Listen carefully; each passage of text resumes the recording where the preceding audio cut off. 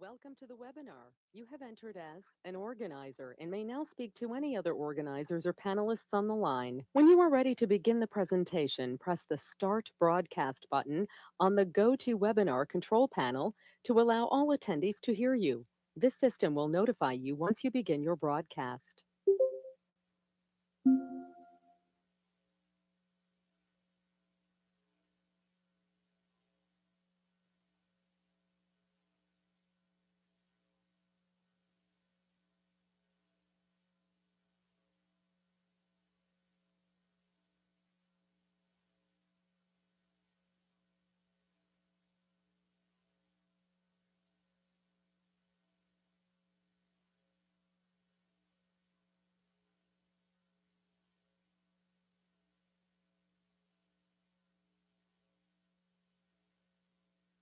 The broadcast is now starting. All attendees are in listen-only mode.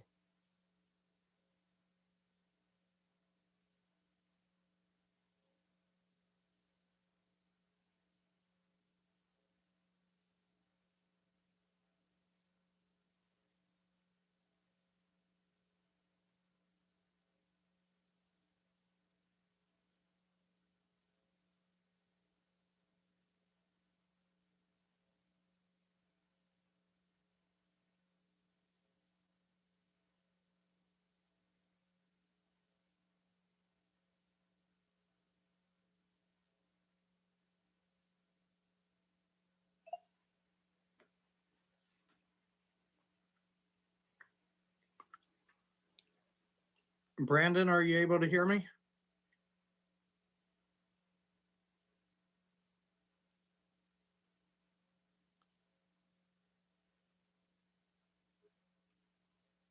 Brandon, are you able to hear me?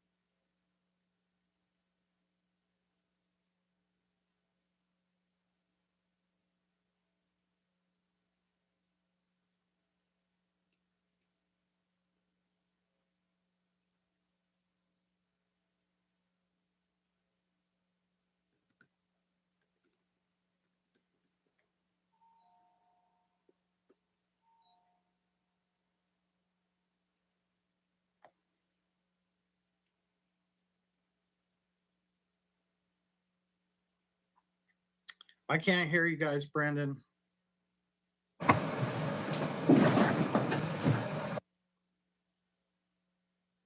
I can hear you now. Oh, you heard Rick. Oh. You know why you can't hear me? Because my mic's not on. That's why. Sorry about that. Yeah, I thought, yeah, that's why you couldn't hear me. Apologize about that. We still can't. My camera is working like on the iPad, but it's not loading in the GoTo meeting. Huh. My white light is on my camera. Yeah. It's just doing 3 dots on our end. I can see that. Let me see if Zach's here. No, You haven't enabled camera sharing yet, have I did on him. Yeah, he's a okay. panelist. Yeah. Let me try to turn off your camera, Joe, and then turn it back on. Yeah. All right. I just asked you to turn your camera back on. And then it gives me the option to share camera. I say yes. It goes, your camera is now going to be shared, and there's nothing.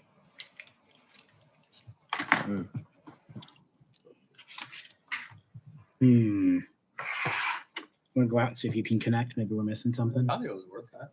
Wait, check and make sure see if you can connect to the camera. Yeah. Yeah, we got Joe on the.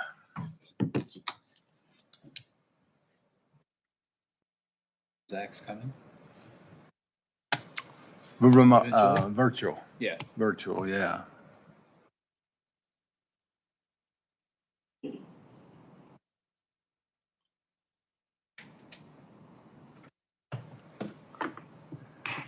Dun, dun, dun.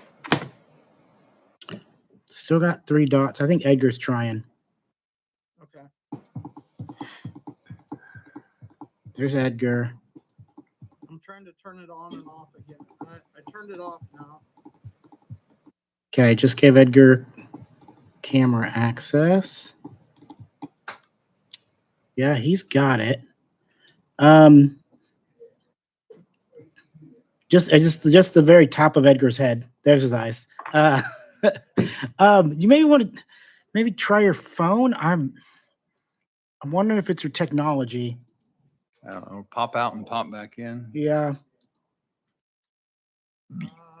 I'll try that. Okay. At least we can hear him. Yeah, we can hear you. That's the bare minimum.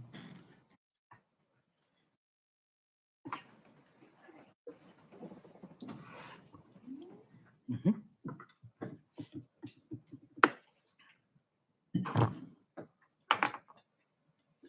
You could see my camera. Mm-hmm. Yeah, we saw this much of your head. Oh yeah. Yeah, you're right. Supposed to see it. You're right. We can see if you're here in the room. They can see. Yeah. Yeah. Don't forget about it. Ah, it's not real. True.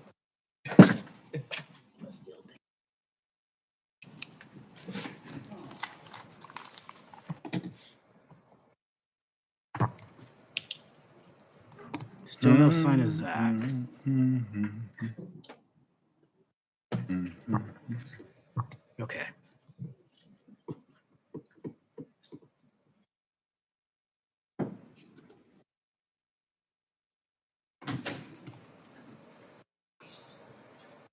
All right, Zach, we gave you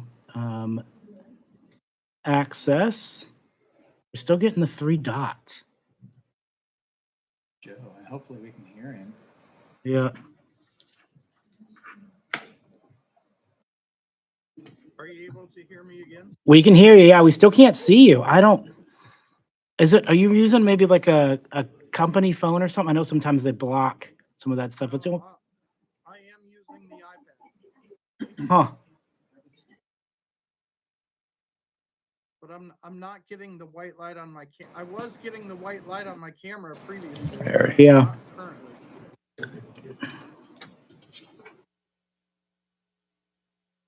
I'm not sure why it's doing that. Mm. I'm gonna. Let me check the settings. Okay. Within GoTo and see if it's why it's not sharing. Yeah.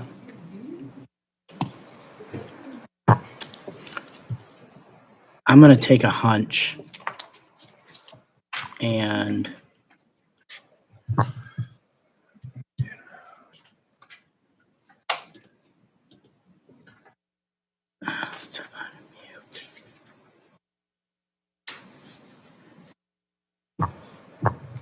hey, Abby, I unmuted you. Just wanted to, if you can give me a sound check just to make everything's working. I think this might be Zach. Maybe.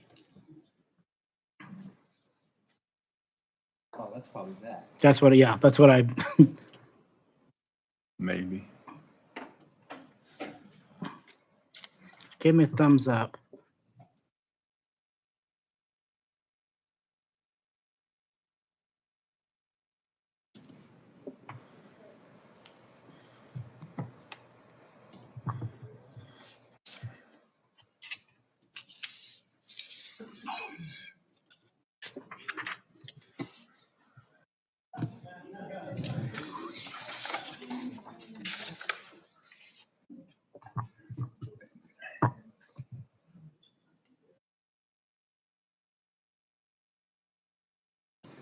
I might step out and call Joe. Because it's something wrong with his device. Live stream's still going, so that's okay. I'm gonna call him.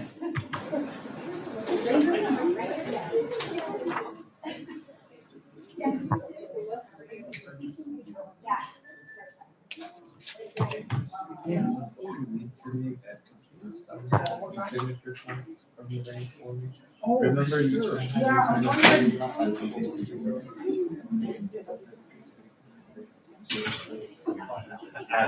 How are you?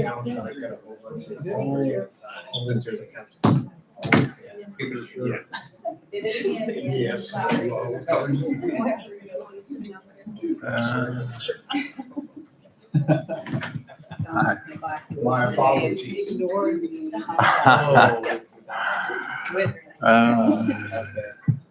Don't pay me mine. I'll admit, the other day, here in the took me a second.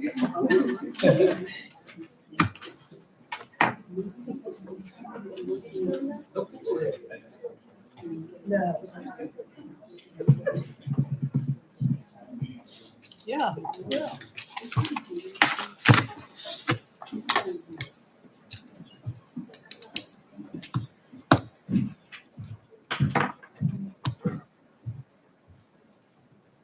Cleaned up pretty good, Patrick. Yeah, thank you.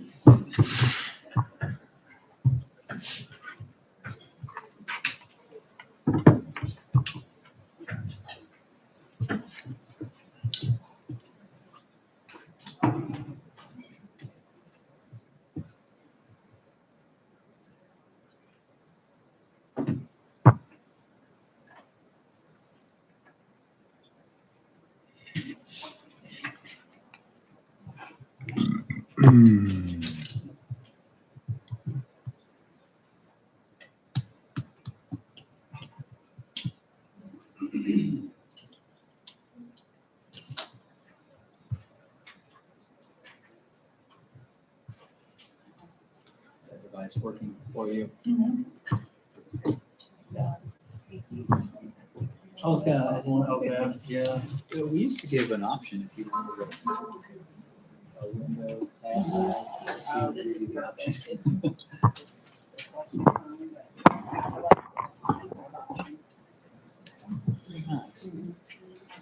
It's nice not having to look back. Called hard copy. Friday afternoon, we have to find some new code to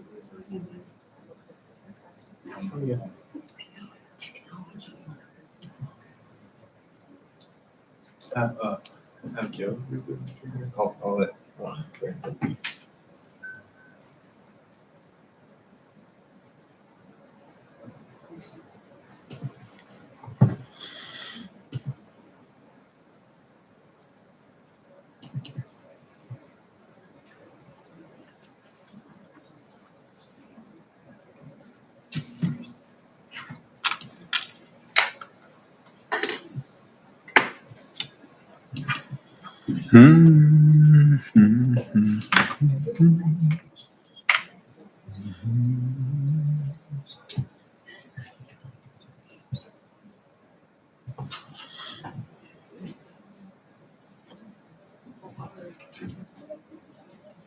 Yeah.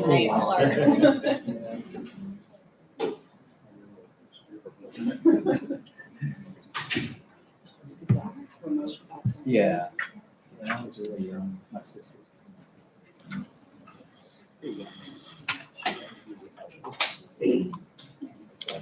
Where's Brandon?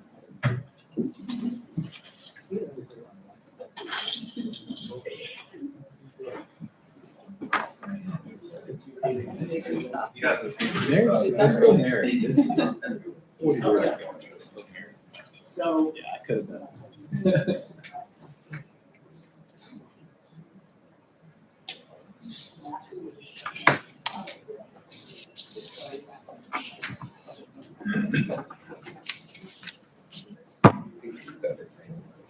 Okay.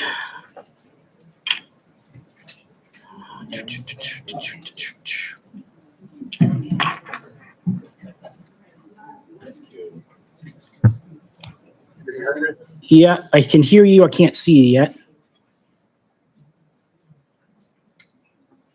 Now we can see you. Can we get a good sound check for you? Okay, you're still a little faint. I'll turn it up in the room a little bit more. Can you do? Yeah, you're already better than last time.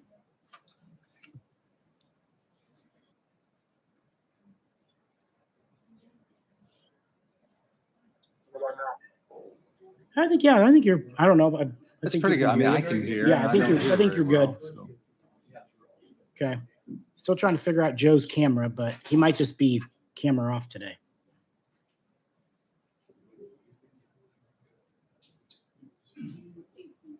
All right. I'm gonna grab some water. All right, Mike, I'll turn this back over to you. Okay. Do you have a mouse? No. Okay. Or a keyboard. Oh, okay. Oh, good point. How would you have that since I had it, right? Okay, can you hear me better now? Yes. Yeah, you're pretty good, Zach. You hear us there? Oh. Well, that's good. What?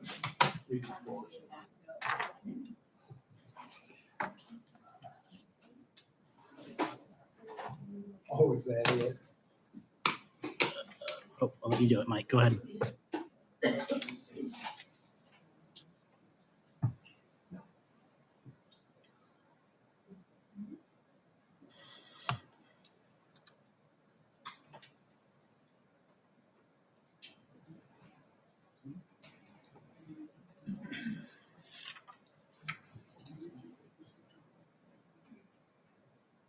Yeah, you're good.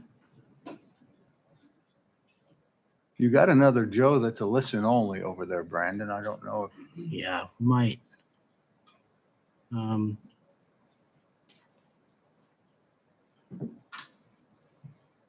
You want to take it, Brandon? Yeah, let me Okay. drive for a minute.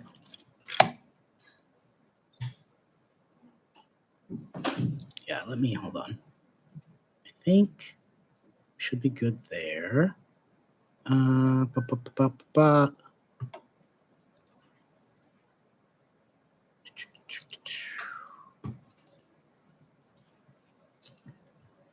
All right, Joe.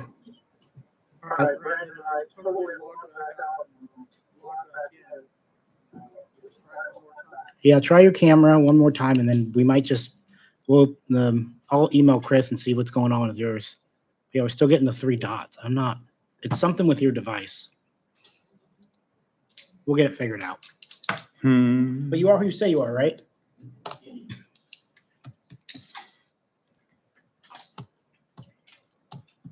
Yes, I am Brandon.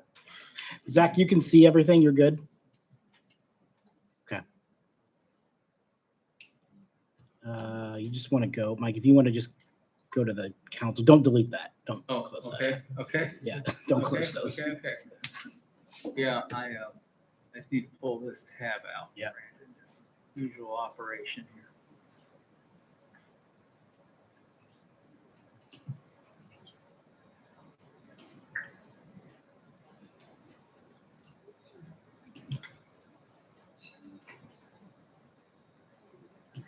There it is. There it is. Yeah. Okay.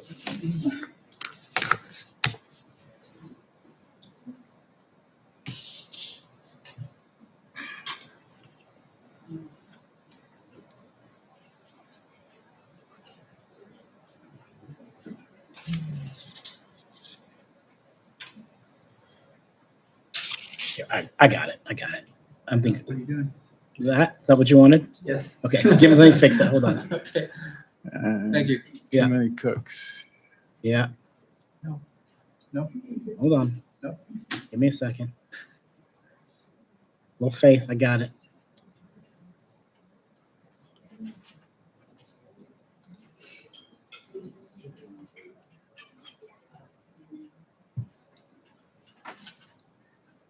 There we go.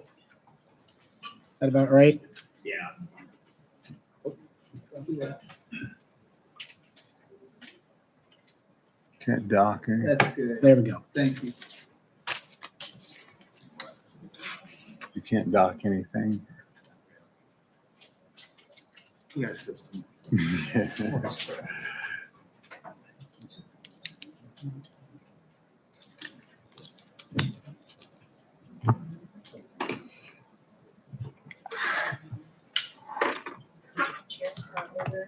We can certainly grab some real fast.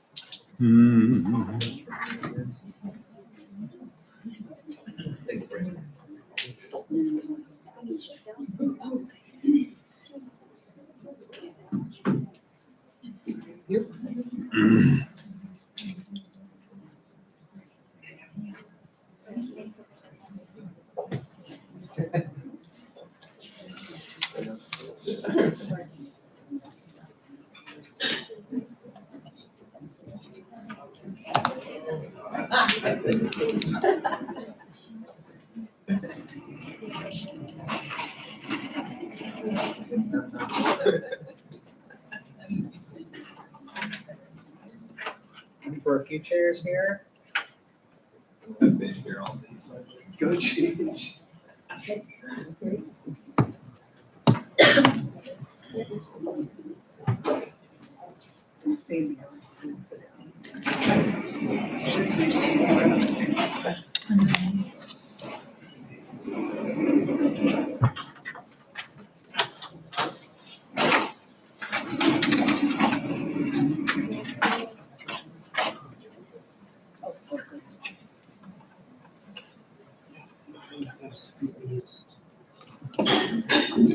I was gonna say.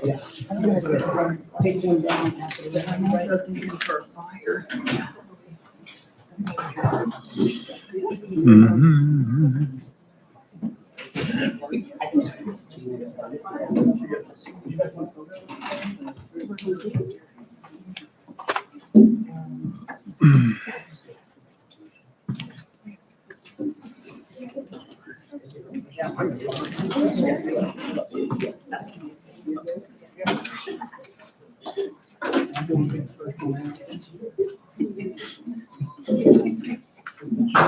All right, it is 7, but we'll give a minute or so to get a few more chairs set, and then we will get started.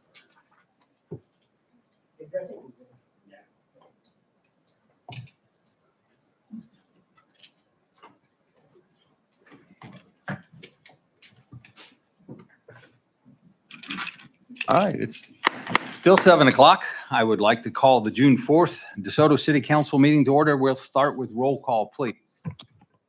Patterson, Bradley,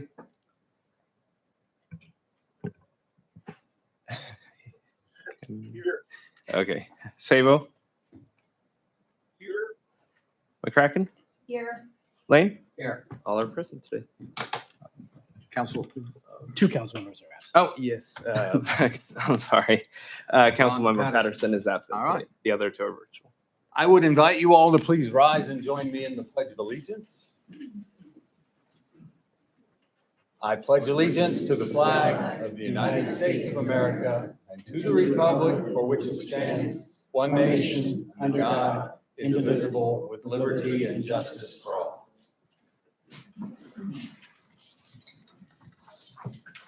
All right, our first item tonight is a proclamation declaring June 5th to be National Gun Violence Awareness Day in DeSoto.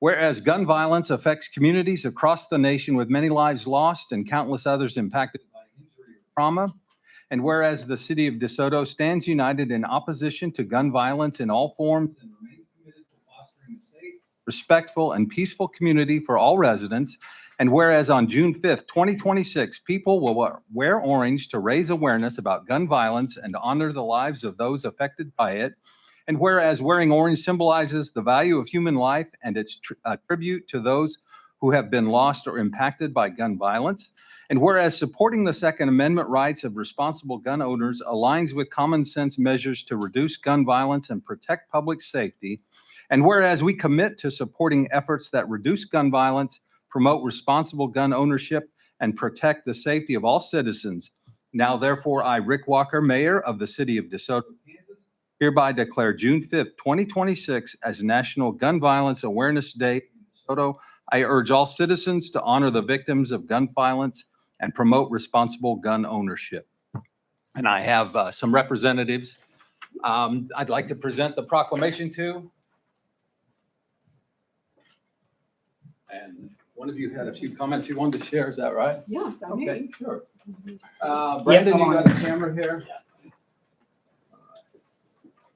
There, you want to do it over here? Oh. Let's do it. Sure, we'll do it right See in it. front of the studio.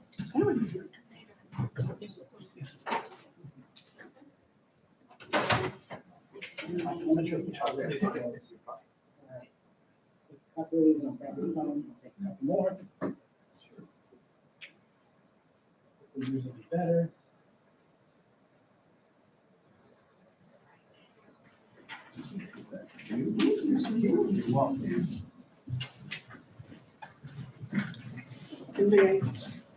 Yeah. Say something right here? Yeah. Okay, just briefly. On behalf of all of the Moms Demand Action volunteers in Johnson County, I want to express the gratitude that Rachel and I have for your commitment today for making June 5th National Gun Violence Awareness Day in DeSoto, and for using the occasion to make the commitment you made in the proclamation to common sense measures to reduce gun violence and promote responsible gun ownership. We know that firearms are the #1 cause of death now for children ages 1 to 19 in our country.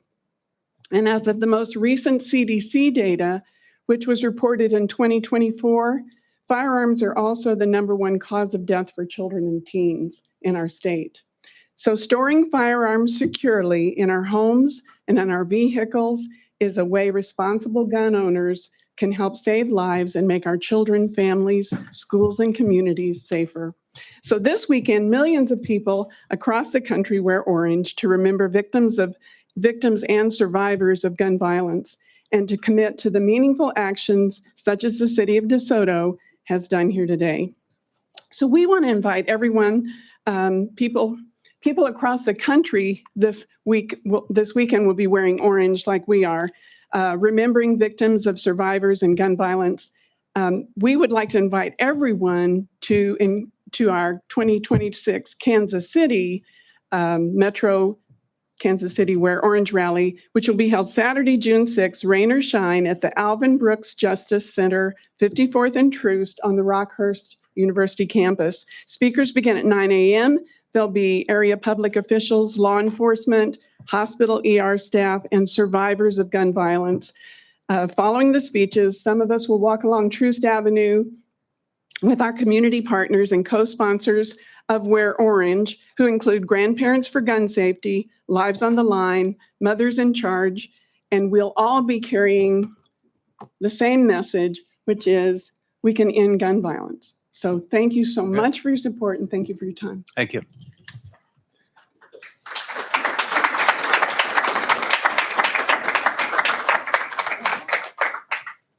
Our next item is our consent agenda.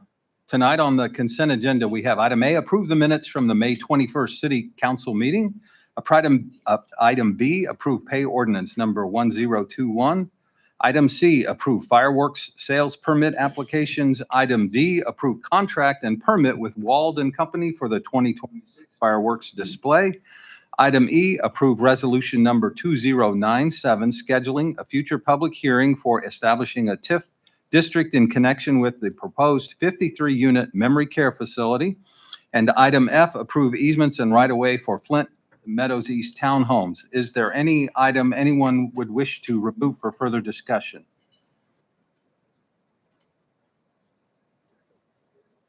Hearing none, may I have a motion to approve the consent agenda? I'll make that motion to approve the consent agenda. All right, we have a motion and a second. Any discussion?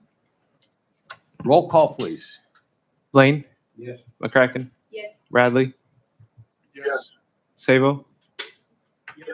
Mayor Walker on item 1F. 1F, yes. Motion carries. Okay. Item 2 is called a public. Members of the public are welcome to use this time to comment about any matter relating to city business not listed on tonight's agenda. The comments that are discussed under call to public may or may not be acted on by the council during this meeting. There is a 4-minute time limit. Please stand and be recognized to approach the podium, and when you get there, state your name and address, please. Anyone wish to address the council under call to public?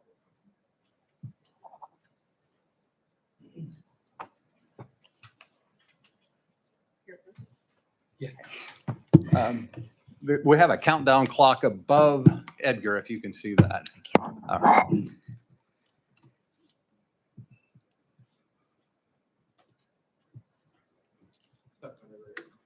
Oh, I'm ready. Thank you. Okay. Thank you. Good evening, Mayor Walker, Council, and City Attorney Reeve. My name is Jennifer Sharp, and I live at 8220 Hill Circle. With Digital Realty and Beal Infrastructure, we face 1,700 acres of data centers. A temporary pause is not enough. We want them out. These campuses consume up to 10 million gallons of water daily from the Kansas River Basin. This massive drain will drop water tables and dry out our water wells. Don't believe the closed loop sales pitches. System flushes dump toxic wastewater right back into our drinking watershed, ruining pastures and killing wildlife. You can say that our systems are advanced and this will not happen. Let us see this in action, functioning, as well as the blowout systems that they use to, that they're planning on utilizing for cleaning. Please note that these chemicals used for these are toxic brine, among others. Worse, these complexes sit just mile and a half to 2 miles from our schools. The constant 24/7 low frequency hum causes vertigo and insomnia in humans and destroys livestock reproductivity. The federal government is not forcing this on us as much as I'd like to blame it on them. These are private corporations, some in the Middle East that I found out. They're choosing DeSoto because this council is offering them a $50 million tax shelter via IRBs. We are demanding 3 immediate actions: to pass a hard town-wide cap on combined data center power and water use. Ban all property tax incentives for Digital Realty, make them pay 100% of their taxes to our schools. Adopt emergency updates, enforcing strict low-frequency C-weighted noise limits at property lines. Tucson, Arizona recently cut off Beal's water. Their funder, Blue Owl Capital, is being sued by federal prosecutors for faking data center values and stealing municipal water. I would like specific answers for the public record actually tonight for the following questions. First, has Beal or Digital Realty ever used AI, bots, or mass email blasts to mislead city officials about local support? Second, does the mayor have any family members that will have or have ever been part of any concrete bids for Beal, Digital Realty, or any of their affiliated builders for concrete work or construction? Mayor, did you or did you not take over $8,000 from labor unions for your campaign? And was this data center land owned by your top financial donors? You are here to protect our community, not delve into backdoor deals that support your personal interests or your sneaky financial gain. Finally, how do you all plan on sustaining the 1.6% increase in our population that has been an upward trend since 2020? DeSoto does not need one data center. They need to pack up and leave, and you guys need to exercise your authority that you have to make them do so. Thank you.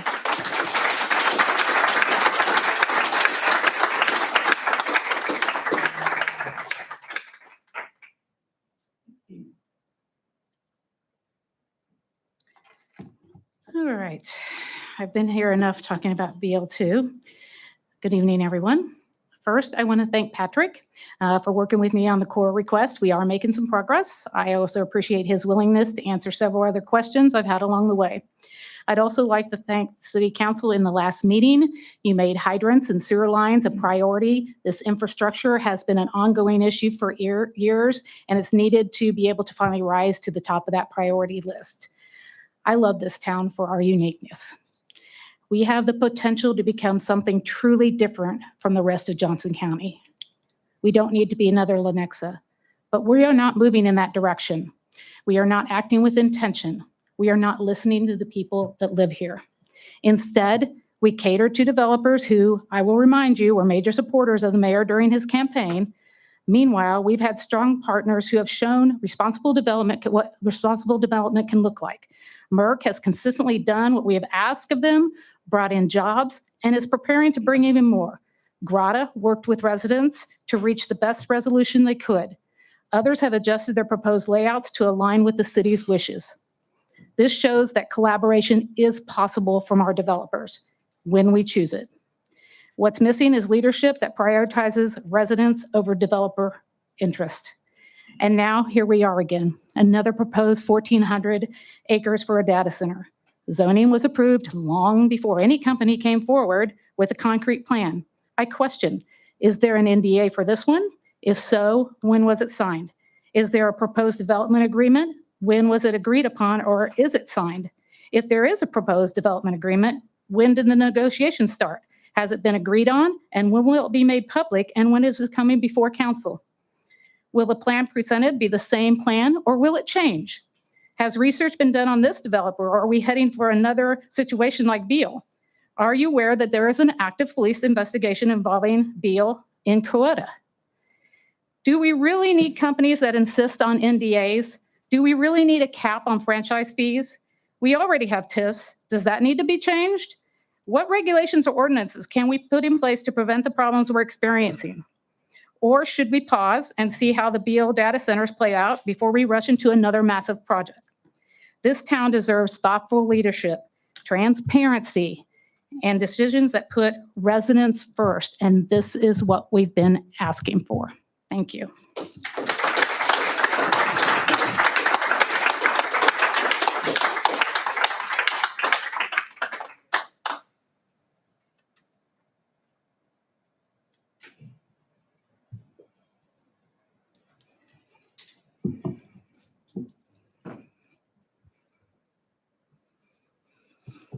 Hello, I am Sarah Vandecreek, 8175 Ravenswood Lane. I can't decide if what is happening in our community is horrible or brilliant. Maybe it's a little bit of both, depending on your perspective. I don't want to burst the hopeful bubble that the people of DeSoto have formed more recently, but according to what I have spent so much time researching, the city leaders, including staff and most likely the Chamber of Commerce, have managed to get the Beale project by our notice with a minimum of notices. Way to stay just inside the legal. Some bits of I find interesting from Beale's website about this project is that we will be the first hyperscale project in Kansas. Wow, aren't we so proud? They have also mentioned on their website that there's going to be a minimum of 4 buildings. That's interesting. It's not very definitive, but it is what's posted. Now, after everything that has been approved, Beale is finally ready to talk to the community. On June 18th, Beale Infrastructure plans to hold a community meeting from 4:30 to 6:30, which isn't the great time for people who work on a Thursday, at the DeSoto High School. They will finally be ready to talk to the everyday citizen now that the deal is done.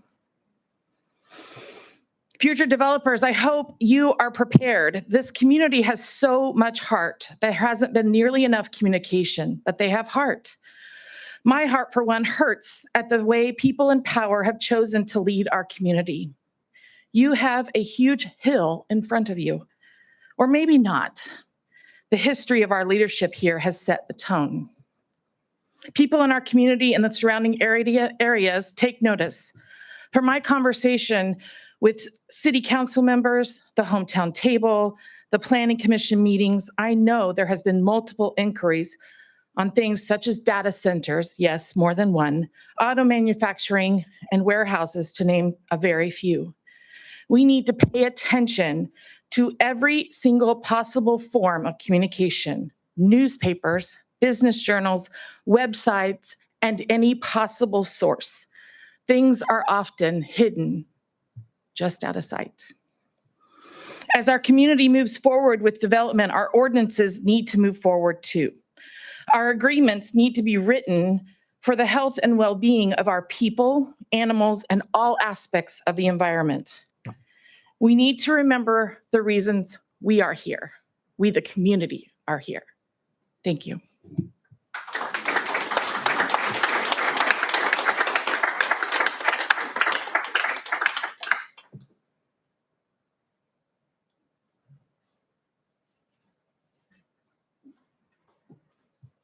I'm going to read really fast, just so you guys know. Melissa Knoll, 10175 Edgerton Road. First, I'd like to start by saying thank you to Councilman Bradley. I do not doubt that this whole mess is impacting your life negatively, but you have continued to engage despite that and allowed people to feel heard by you when feedback seems to fall on deaf ears with others. Any conversation or communication with you is not a personal attack and is simply a reflection of your willingness to engage in a way that is real and not strictly canned PR responses. We may not see eye to eye on every issue, but we as a community appreciate what you are doing. Secondly, I would like to address some concerns that are firmly in the hands of the present council and do not rest on the shoulders of those who have come before you. You all got handed a mess. What you do with it is up to you. Beal is building a data center. That is no longer up for discussion. What is up for discussion is what is being done to address the significant changes that are being made to the plans. How did this happen? We have development agreements, planning commissions, and city council in place for a reason. If none of those things are in place to preclude Beal from significantly increasing the size of their footprint, but do preclude the city from renegotiating franchise fees at a minimum, the system is broken. Maybe I haven't been involved in the right discussions, but I have heard no response from the city about why this is acceptable by Beal and why the city has no recourse to hold them to what was approved.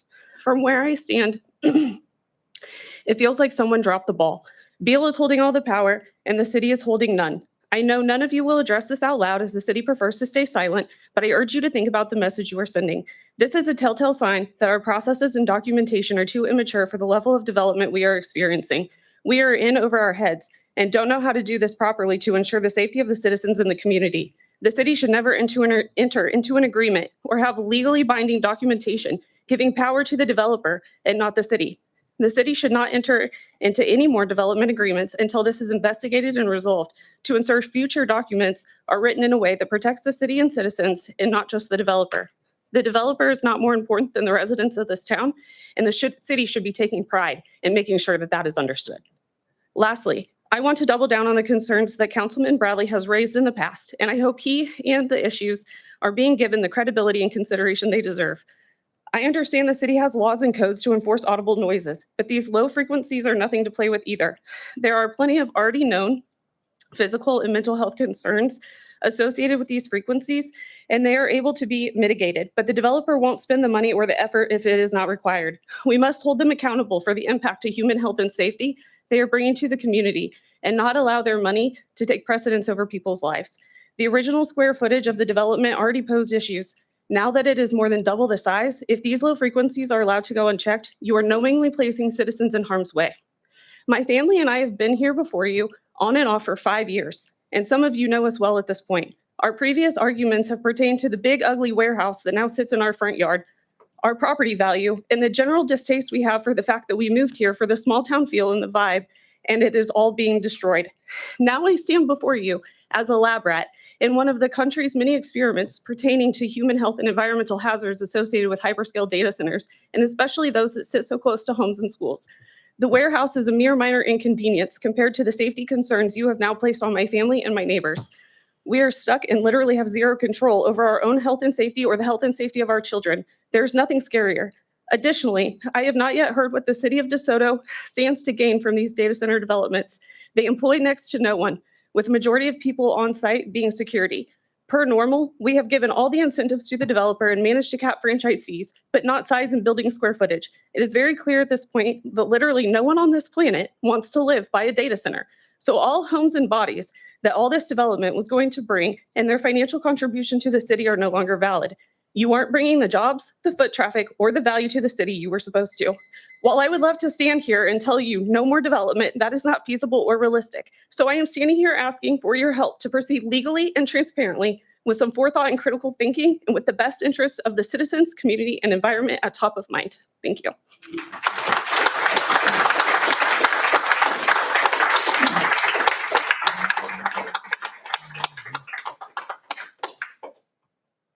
Anyone else?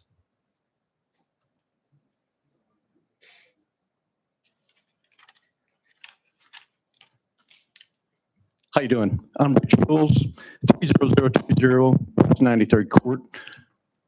I back up to K10 Highway, and the trucks there at like 4 o'clock in the morning do the Jake brake stuff, exhaust brakes.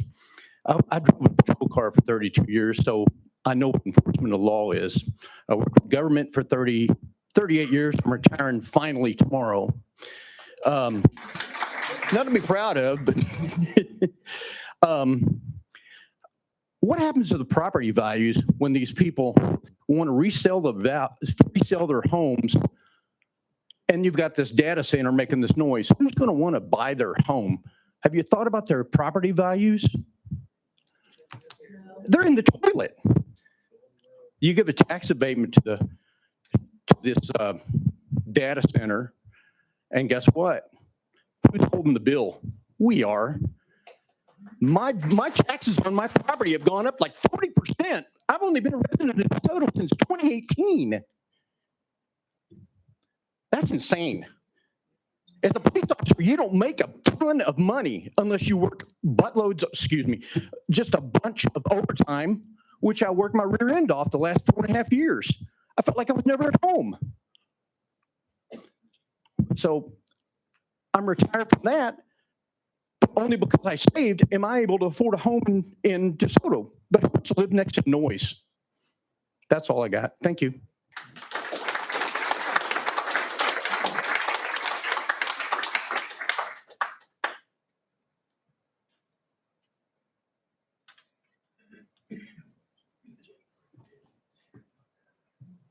Hello, Mayor, City Council. My name is Clark Alvarez, 32725 West 83rd Street.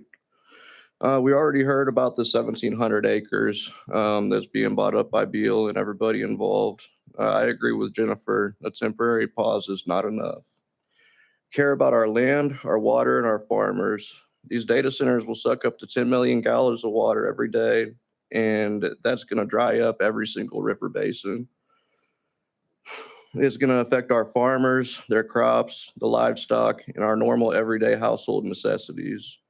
The wastewater will dump back out and will be hot and full of chemicals. It'll poison streams running through our pastures where our farm animals drink. On top of that, warehouses make vibrating hums 24 hours a day that doesn't stop. This constant noise causes sleep problems, high blood pressures, and many other problems. It can also have an effect on lower milk yields in cattle, major anxiety in the livestock, and who knows what else. I don't pretend to know much about the data, the numbers, the tax incentives, backdoor deals, or anything like that. What I do know is the community that I've known to come to know and love is being pulled apart and picked clean. And if we don't do something soon, there's going to be nothing left to recognize. Thank you for your time.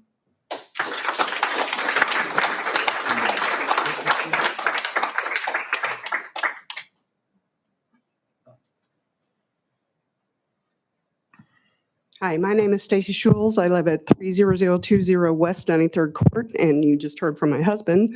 I want to also add, on situations like this, where do you guys draw the line on what us taxpayers get to vote on and what you guys just assume you can just say, oh, you know what, I'm just going to do it? I would say, if you want us to vote on a data center, the battery plant, that's great. What I don't care about a vote on is what color a building is, what color you're gonna, you're gonna make a park, how many toys are gonna be in, whatever. That doesn't matter. I sit there and think about the grand scheme of things. How about restaurants? And when the water is flowing through and properly not filtered, I'm not gonna wanna eat at a restaurant in DeSoto. Who knows what happens to the water? We have problems right now with the water at our house as it is. Ever since more and more things are coming in, the water, the piping and everything is not getting fixed. Our water pressure at our house is 48 pressure, and it's supposed to be an average of 60 something or above. You cannot, when I first lived there, you could run the dishwasher or washing machine and take a shower. You can't do both now. there's something wrong there. I just want to know about the safety of what these people are telling you. How do we know what they're telling you? When do we get all of the facts, the data, and that none of it is being misled to all of us that live here? And we want to continue to live here, but we want to live here safely and know that generations that come after us, you know, we don't have another Aaron Brockovich situation. You know, it's very concerning. You know, we enjoy living here, but we also need to know that not just certain areas, but the entire town, the entire city is safe. And that's all I got to say. Thank you. Thank you.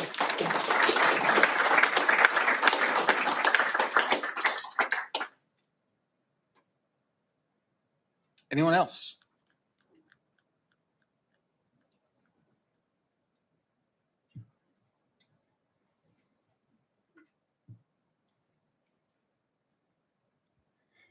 John Marinkovich, 34486 84th Terrace. Last time I was here, I made a fool of myself and I said I was going to get a bunch of lawyers and sue you. And that was really stupid. You know, this deal really stinks. There's something wrong. What I should do is get an investigator and find out where the money is going, who's getting the money, whose relatives or friends are benefiting, because I'm not benefiting. You didn't offer me 10 years of incentive when I bought a piece of property here in DeSoto. I don't understand. You know, their biggest claim is that their taxes are going to really help us. Well, heck, they're not going to pay hardly any taxes for 10 years. So what help am I going to get from that? This whole thing really bothers me. You know, I lived in California most of my life. I can't believe that a city council would hire a company that's already failed in 4 other communities like ours.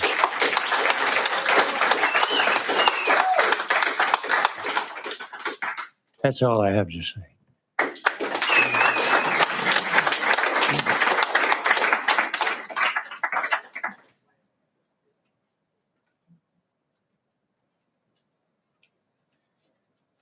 Cheryl Ragland, 8635 Penner Avenue. Couple of things. The first one, I know after the meeting last, a couple weeks ago, the intern was going to do some research on the sound and different things. So I'm hoping that he's going to be able to, or someone's going to be able to share what those findings were. And then I have attempted several times to watch the meeting from home. And I'm going to request that we look at maybe a different format. It's really difficult to understand what you were, understand what you were saying online. And I know the documents are there, but I'm missing the whole conversation. And all I can hear in the background is ruffling and muffled noises, like muffled sounds. So I think that might be one other way to help us stay in tune with what's going on with the community. It would help for me. And I don't know the answer. Sometimes I feel like, and I know this is not intentional, but sometimes it feels like I don't know how to get the news, right? And I know the mayor has done the short little thing that as a synopsis, which has been helpful, but sometimes I think some of the information is left out. So if we could maybe tweak how we're communicating, even if you have to send us 3 different emails in 3 different weeks, I know you're busy too, but it would be helpful if we could find ways that work for other cities or other communities. Okay, thank you. Thanks, Joe.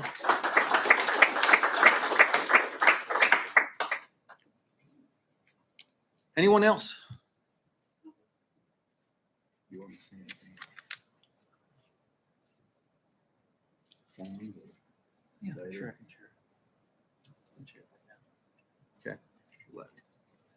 Hello, my name is Tracy Smith, and I'm at 8950 Oak Country Lane.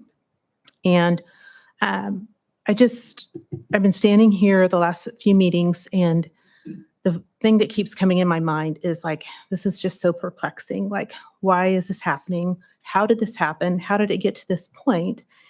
And that's the only thing I can come up with. I'm just perplexed. Like, how did Beal get in here, get this whole thing going, get it approved?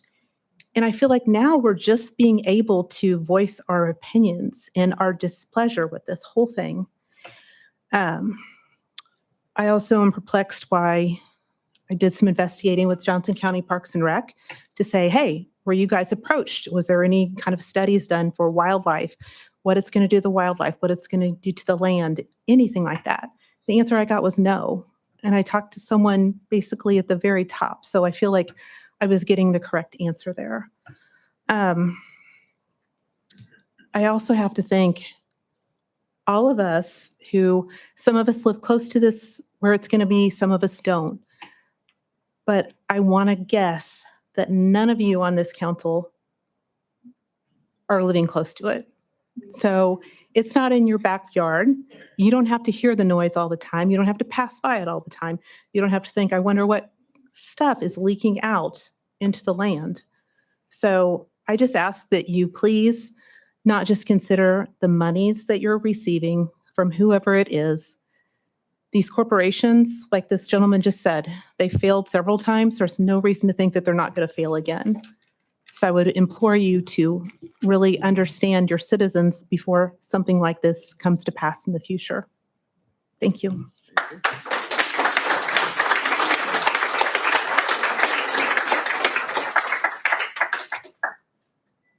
Anyone else? Sure. Hi, my name's Jill Moeller. I live at 8990 Corliss Road. I'm doing this off the cuff. You guys have all given me courage because it's scary to get up here in front of everyone and talk about this. So thank you. I want to talk about what these data centers really are doing all across the country. They're powering AI. And what is that ultimate end goal? That's in order to replace lots and lots of our jobs. And that's why it's going at a full tilt boogie right now. And I don't think that we quite comprehend the catastrophic end result of this. To put it in perspective, during the Great Depression, the worldwide unemployment rate was about 20%. They're expecting about 40% of all white-collar workers to lose their jobs by 2027. So this isn't just about Beal.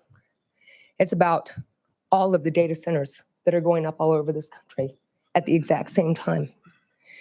And the other thing I'd like to say is the reason why everyone is up here upset with the city council, with the exception of you, Lindsay, and Zach and Joe, because you had nothing to do with this, is because once again, we were told on the back end that this is how our life was going to be and we're going to like it.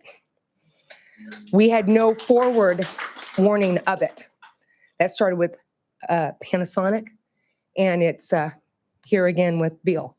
I didn't know what a data center was on Tuesday. On Thursday, you voted it in. I'm learning a lot. I'm not learning anything good. Another thing though, guys, go out and vote when the elections come up. That's important. And the other thing is we're all guilty of this. Every single person here is looking at their phone. I have my phone walking in here. I actually looked on AI to get some answers right now. They're building this because they have a demand. We're giving them that demand. So that's all I have to say. Thank you. Thank you.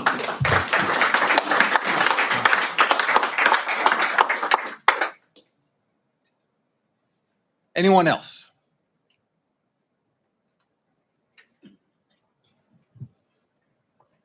Hi, my name's Cindy O'Connor. I live at 8655 Lynn Road.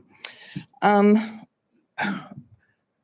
don't want to talk so much about data centers. My concern is the overall vision of our town of DeSoto. The history part, most of the people, myself included, why we moved here, was we wanted to still be a part of a metropolitan community, but we wanted to be away from the lights, away from the noise. We wanted wildlife in our backyards. We wanted to know our neighbors, and we didn't want a lot of traffic. It seems like so much has happened in such a short amount of time. I have asked before, what is the vision for the city of DeSoto? And I've not gotten any answers. I've not actually seen a vision plan. My question is, how many warehouses, how many industrial, how many factories, how many data centers? Do y'all have an idea on how many you want to allow in our area and when you want it to stop? Another concern I have that I would like an answer to is, what do y'all foresee 1,400 acres on this new proposal? I asked Alexa, how many blocks is that? Trying to figure out what else could go in that area. Supposedly the government's cleaning it up. So can nothing go out there except for factories and warehouses and that type of thing? That's a lot of blocks. What did they tell me? 12,000? 1,100 city blocks. A lot could be done with that area. And if we allow all of these data centers to come in, I don't know the answer to this, but I would certainly like for you all to educate us, because evidently you do, since you're the decision makers. Where's this energy going to come from? Do you all know going forward? Beale has doubled the size of their data center. That tells me they're going to double the size of the energy that's needed. They're going to double the size of the water that's needed. I don't know what research has been done and what you all see in the long run. How many more data centers are going to go on this 1,400 acres if you allow it to pass? Where's that energy going to come from? Are we going to all of a sudden then also perhaps have a nuclear power source built in the city of DeSoto to power these things? You can't just look at today, you got to look at the far future. And I don't feel that that is happening. Another thing is, when I started coming to these meetings, it was like, what your big concern was, what can we do to keep the small town feel? Well, that was really nice. You passed the thing about golf carts can drive around.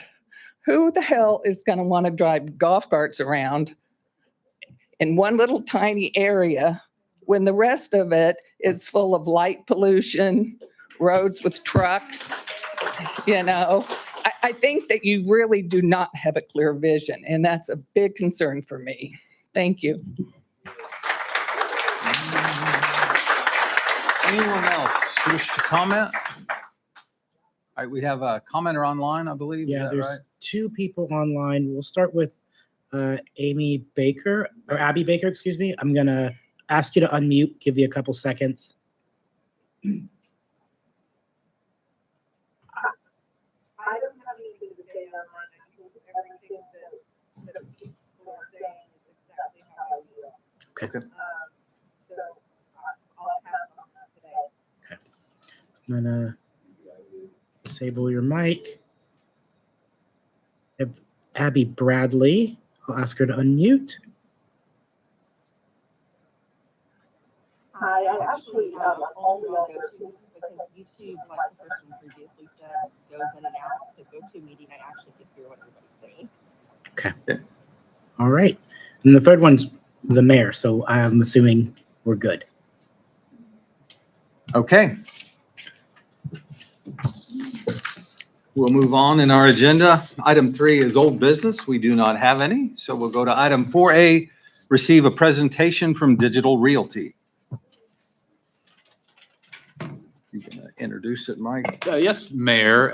This is placed on the agenda to give opportunity to introduce themselves and their project to the community.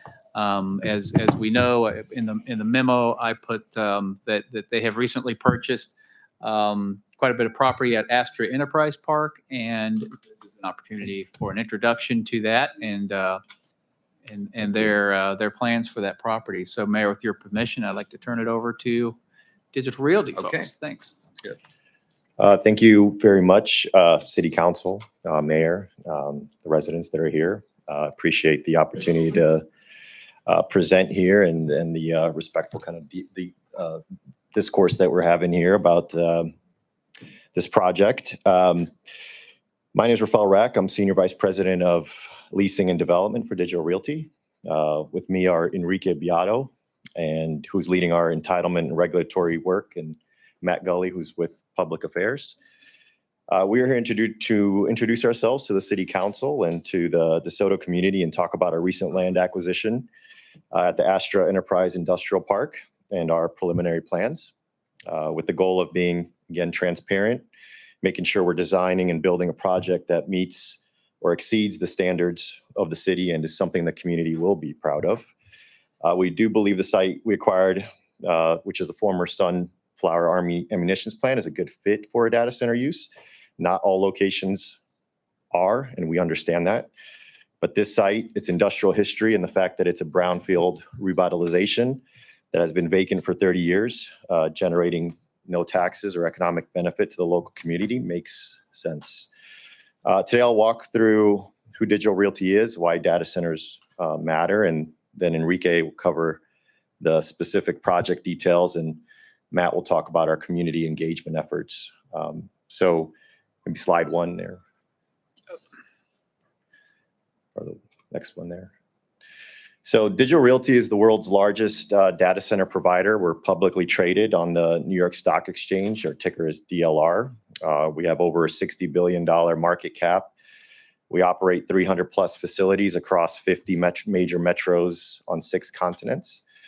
We've been building and operating data centers for over 20 years. We're the longest tenured, largest scale operator in the world. We have an investment grade rating. We invest long-term in our communities. When we enter a market, we're there for decades, not years. Our success and public reputation depends on being responsible, accountable partners to local governments and residents. Maybe on the next slide, we can talk about what we actually do and who we do it for. So we develop and lease data center space to some of the world's largest companies. Our tenants include the major cloud operators, companies that operate cloud infrastructure for thousands of businesses globally. We also lease to Fortune 500 enterprises, telecom companies, financial institutions, government agencies, and healthcare providers. For the site at Astra, we're in discussions with a major cloud infrastructure operator that's a global company with an investment grade balance sheet, and name brand company that manages all the data that we create, use on a daily basis. The companies we support are foundational to the modern economy. They process information, enable innovation, support businesses across every sector. You go to the next slide. Data centers support all kinds of businesses. Manufacturing is a good, relevant example, considering we're in DeSoto, as there is a large-scale manufacturing plant in the area. Modern manufacturing rely on cloud infrastructure for real-time production monitoring, sensors feeding data to analytic platforms, predictive maintenance, supply chain optimization, cybersecurity. All of that depends on data center infrastructure. DeSoto has an industrial development in the region, and data center infrastructure supports that ecosystem. Logistics companies, engineering firms, testing labs, they all depend on cloud services. And data centers support every industry: healthcare, agricultural, government, finance, retail. They help businesses become more efficient and competitive in the current global economy. Go to the next slide. So over the past 20 years, data centers have become critical infrastructure, similar to bridges, power grids, water treatment plants, telecommunications systems. During the COVID pandemic, when the economy shut down, data centers kept running. Schools went remote, they needed data centers. Hospitals went digital, they needed secure cloud infrastructure. Governments needed data centers to proceed benefits. E-commerce grew significantly. They needed data centers to handle demand.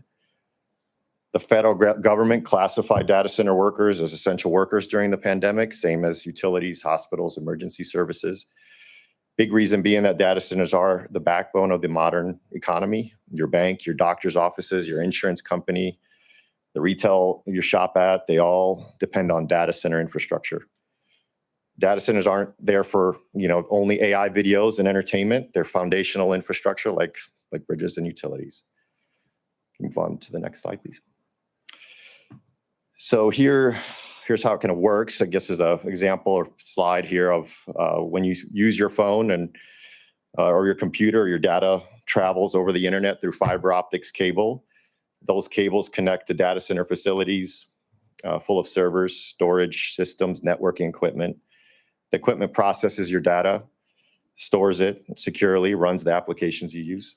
For a manufacturing business, production sensors generate millions of data points per day. Those data points travel over fiber to a data center where cloud infrastructure processes the data in real time. The processing enables them to monitor production, predict equipment failures, optimize supply chains. The data center is the hub. It's the data center processing, storage, and communication where it all happens. It is the connection point between end users and the cloud services that enable modern businesses. Astra will be one of those hubs, a facility where there's data is processed, stored securely to support cloud operations in the businesses they serve. Data centers support virtually every industry. Healthcare, hospitals use cloud infrastructure for patient records, care coordination, diagnostics. Medical researchers process genomic data to develop new treatments. Agriculture, farmers use precision agricultural platforms to optimize irrigation, predict yields, manage supply chains. Companies process satellite imagery and weather data. On the government side, federal, state, local agencies use secure cloud infrastructure to process benefits, manage permitting, coordinate emergency response. The NSA, Department of Defense, intelligence, community rely on data center infrastructure, as well as education. Universities support remote learning, research computing, library systems. K through 12 schools use cloud for student information systems and educational applications. Financing, banking, retail, and commerce. Every sector of the economy really depends on data center infrastructure. On this slide, we can walk through what you'll actually see on the ground of a data center. Obviously, the big piece there on to the left is the substation. Power from Evergy enters here. We're funding the entire cost of the substation construction and grid interconnection. Critical infrastructure that Evergy will use for decades. Security fence, data centers are secure, perimeter fence, controlled access security systems. The buildings house servers, storage, network equipment. The rooftop equipment there is HVAC and cooling equipment.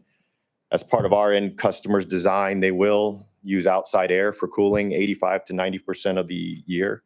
During brief periods when evaporative cooling is needed, water storage tanks reserve water to use during drier times of the year to minimize the impact of water usage.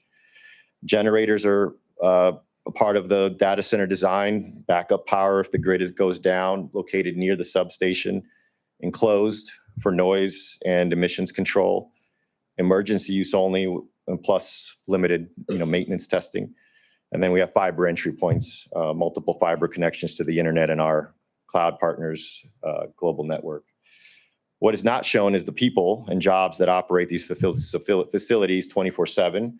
We are expecting over 250 full-time jobs on site, not including all of the local trades, HVAC companies, engineering firms, and other ancillary businesses that are needed to support the operations here. Before I hand it over to Enrique, I just did want to add that DeSoto and the larger Kansas City region is growing and obviously attracting industrial investment, which is, I believe, great for the overall region, grows the tax base for the essential services in towns, schools, bridges, essential fire, police services. And we believe our Astra site is intended to provide the digital infrastructure to support that growth. So thank you for having us here today. I'll send it over to Enrique. All right, thank you. We could go to the next slide, please. One more.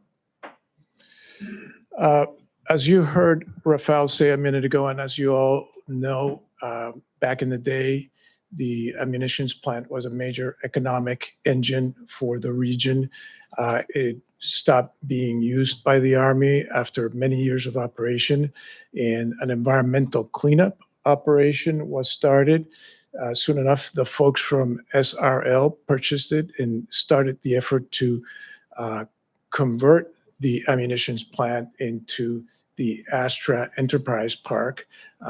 And in fact, there's still cleanup being performed.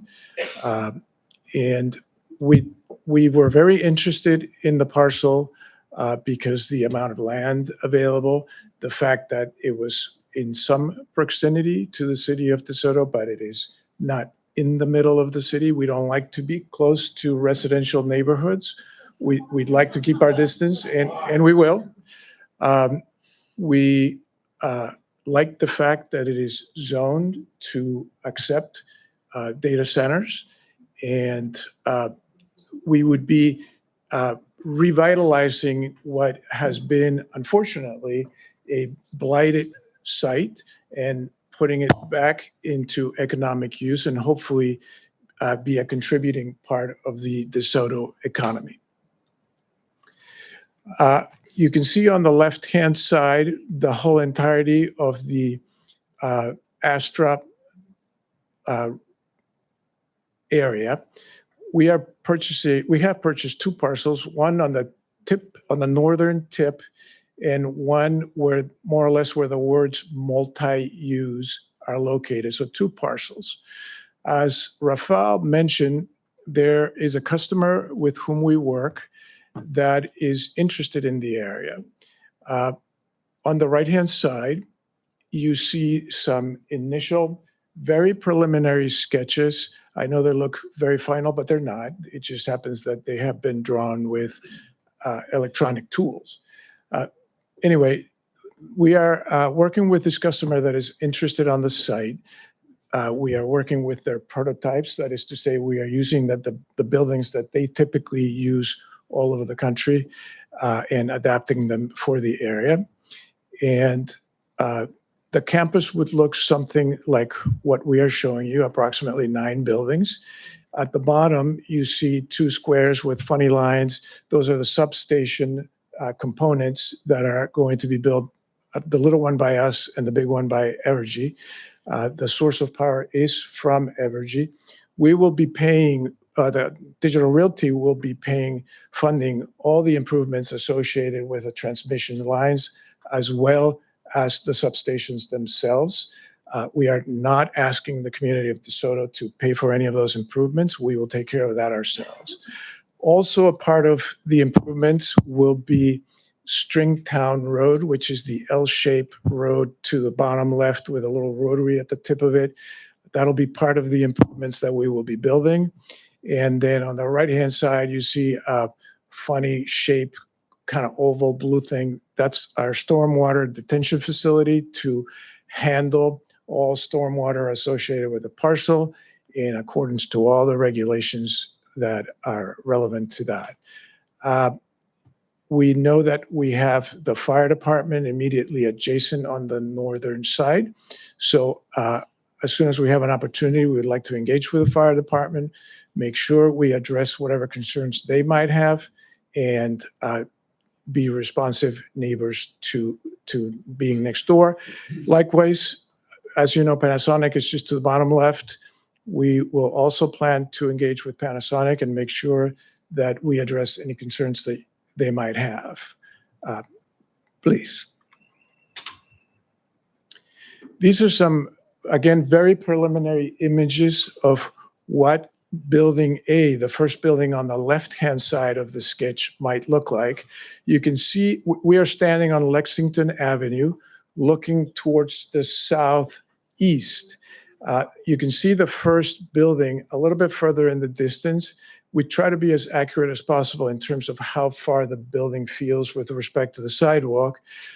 This is not meant to be the exact location of the trees and the species of all the plants. It's meant to give folks a sense of the design intent. We plan on working with your zoning administrating officer to propose appropriate drought-resistant landscaping, native species, and go through the proper scrutiny to make sure we comply with all the regulations in that respect.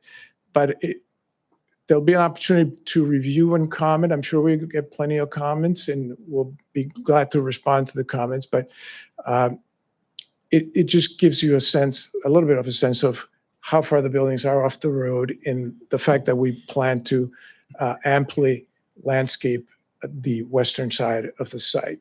Next one, please.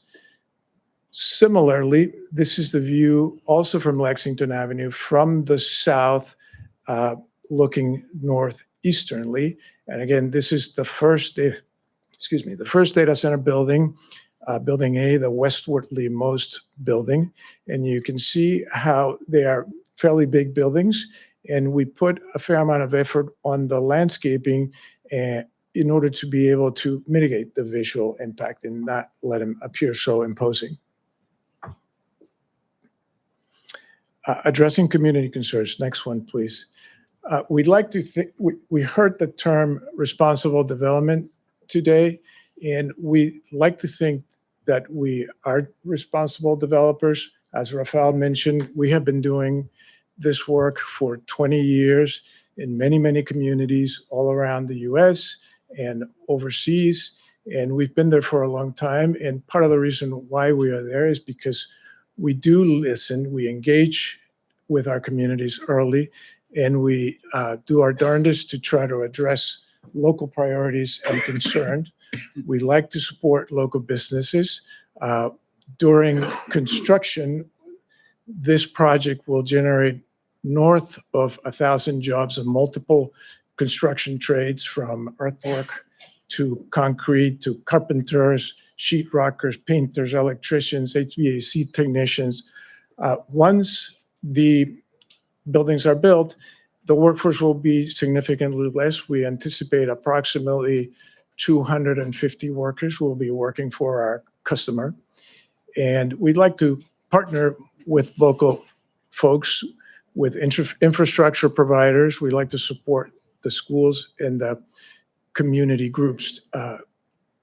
We like to become a part of the community.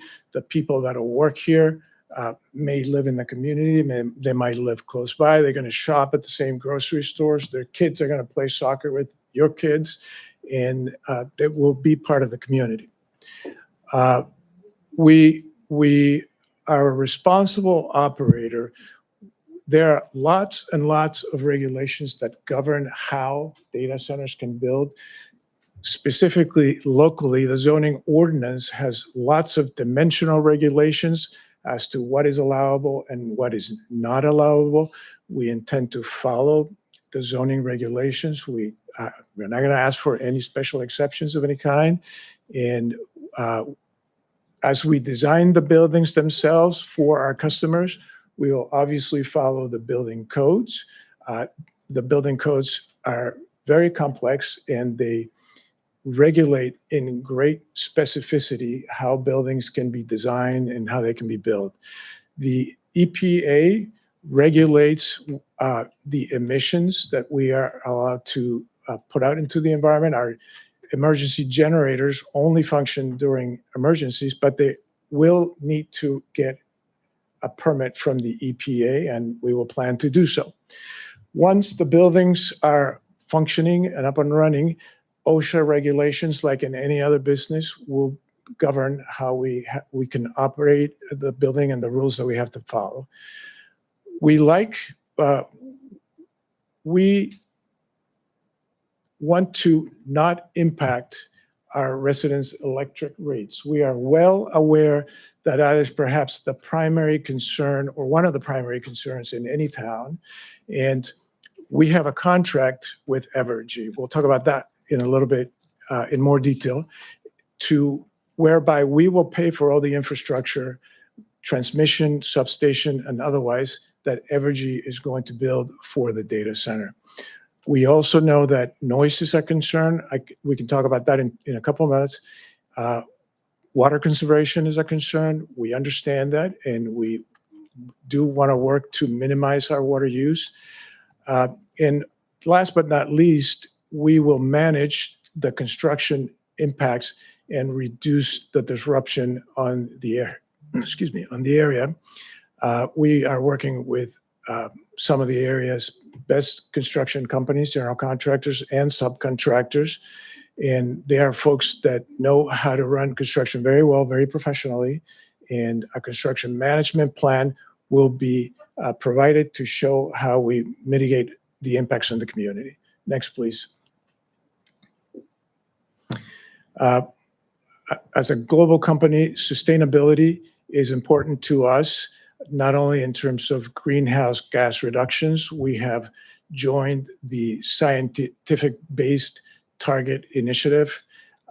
We work to have our projects be LEED certified. At a minimum, we obtain LEED silver certification. Oftentimes, we are able to secure gold certification.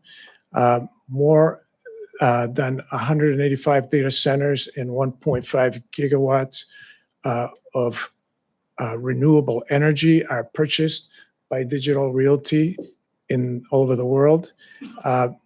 As a company, we issue green financing and implementation bonds, and we also try to get our certification on Energy Star from the United States EPA. So we put a fair amount of effort. We're very proud of it in being a sustainable company and being respectful of the environment. Next, please. As I mentioned, in recognition of your comments, power is a important topic for all communities. We have executed an ESA with Evergy. It's a multi-decade ESA. It governs our business relationship.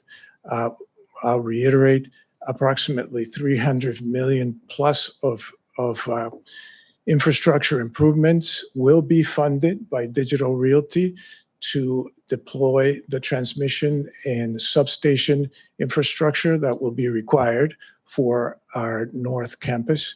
And under Kansas large load tariff, Digital Realty will pay industrial rates, which will protect residential consumers from cost increases.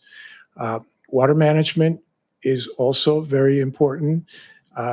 We have been allocated 1 million gallons per day of water for the North Parcel.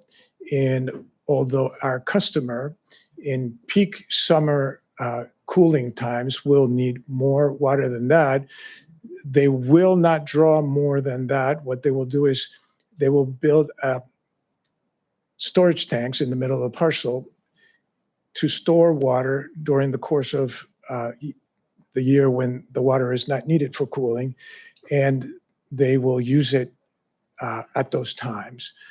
There was mention of wastewater, and industrial wastewater will need to be addressed, and we are trying to fund and partner with the city of DeSoto to possibly build an industrial wastewater treatment plant in our south parcel. So this is in the north parcel. There's another parcel in the south that we have purchased, which has more land. And we are planning on donating approximately 25 acres in one section of the site. And it will be a modular plant that can receive the effluent from our cooling systems, treat it, and send it back to the north parcel so that it could be reused either for more cooling or for irrigation. It cannot be commingled with the potable water. There are regulations by KDHE about that. We plan to follow those. But the idea is that if others in the Astra Park would be interested, we could add another modular section to the plant and more recycled water could be treated. And if third parties would like to take advantage of it, another section could be added. The nature of the actual effluent coming from the cooling, it doesn't have, we don't inject toxic chemicals into it. What it is the regular potable water that comes from the DeSoto pipes gets brought to our campus. It gets used in air conditioning, and a portion of that water evaporates, and it concentrates the chemical that were always in the water in the first place. So due to evaporation, so that water gets sent back to this new industrial wastewater treatment plant. It gets diluted, it gets retreated, and it gets recirculated. So that's, it is not our intent to release the water into the environment or to put it into the regular sewer system. So those are I think, some of the two major issues. Sound is also an issue, and we plan on complying with all local regulations regarding sound. And we have a lot of techniques and methodologies that we can use. The two primary sources of noise in data centers are the emergency generators, excuse me, the emergency generators, which, as I mentioned, only get used during emergencies, right? When there's a big storm and we all lose power, we commit to our customers that they will be able to run their operations 24/7, 365 days a year. And so that's why we have the generators. I'm gonna just walk over here. In this middle slide, you see a blue box with a yellow engine inside. That engine is the actual generator. The blue box around it is an acoustic enclosure. And some of the shiny pipes that you see inside are mufflers. So those are kind of the first line of defense for noises in generators. We buy enclosures, we customize them, and it allows us to reduce the sound levels coming out of generators. And when those are not sufficient, you can look at the top photographs. Sometimes we use site walls similar to those barriers that you see on the highway to also mitigate the sound from traveling further. On the bottom left-hand corner, you see one of the rooftop chillers with a big wall to the side of it. That wall looks like a concrete wall. It is not. It is a permeable sound barrier with sound absorbent material. So that allows us to mitigate the sound coming from the chillers and not let it travel past the property line at levels that are unacceptable. So at the end of the day, we'll have to perform an acoustic study, and before securing a certificate of occupancy, prove to the zoning officer that we meet the local zoning requirements for noise and not exceed those even at night. So we are planning on doing so. I have heard a lot about vibration and low frequency noises. I'm not an expert on it. I've tried to read up on it. From what I have been able to understand about low frequency noises, they mostly are created by very large fans that move at a slow speed, something similar to wind turbines, and that sort of very large equipment creates low frequency. And they are less like sounds and they are more like vibrations, the way we perceive them. In the old days when we used to go to the concert, we could feel the drummers in our stomach. Well, it's a similar kind of a thing. On the bottom right-hand corner, you see a picture of some things that look like springs. Those are called vibration isolators. All of our generators and our HVAC equipment are mounted on vibration isolation devices to prevent the transmission of vibrations as much as possible, and to not only to not disrupt the operations of the data centers, but to prevent those noises from traveling beyond. Visual impact is also an issue. These buildings, as you saw, are not small, they are large.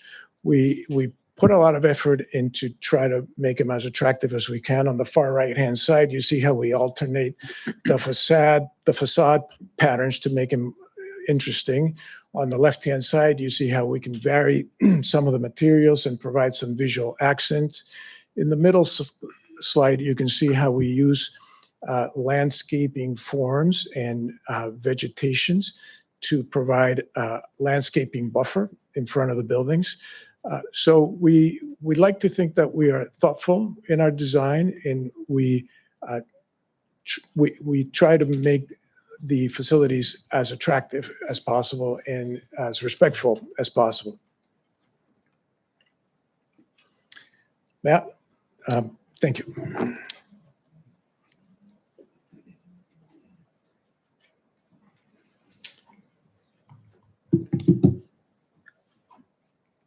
I want to thank you for your time this evening.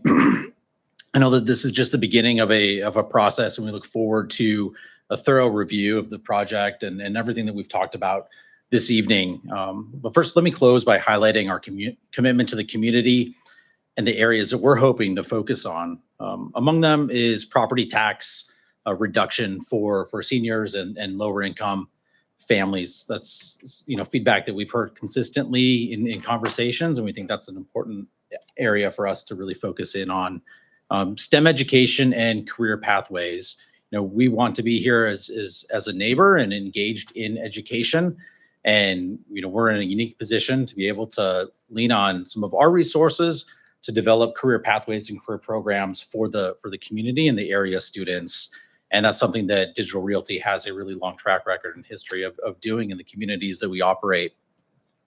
Sustainability and conservation, that is another area, as you saw in some of the renderings and some of the conversation that we've had this evening. That is a really important and critical part of the approach that we'll be taking. So when we think about landscaping, we'll think about native plants, pollinators, those types of efforts to ensure that we're blending in seamlessly as possible with the surrounding area and the native habitat. And then finally, wanting to do our part in giving back to those in need. So it's partnering with organizations like the Food Pantry of DeSoto, Kansas, and making sure that we're able to leverage some of our resources, whether it's employees to volunteer, give their time, effort, money, to make sure that those in need have full tables, full stomachs, and we're able to do our part. But also let me say, our approach is going to be collaborative. We want to develop programs that are going to meet the needs of the community, that are going to be seen as beneficial for the community. And you all know your community. And so, I'm not going to stand up here and say, this is exactly what we're going to do, and this is exactly what needs to happen. I think we want to hear collectively from leaders and from the residents and citizens what's going to make a meaningful, lasting impact, not just today, not just tomorrow, but for the next 5, 10, 15, 20 years. That's the horizon. That's the timeline that we're looking at. We're looking forward to being part of the community, getting to know the community, getting to know you, and thank you again for your time. And we welcome any questions that you have. Okay. Thank you for your presentation. Any questions from council for the Digital Realty team?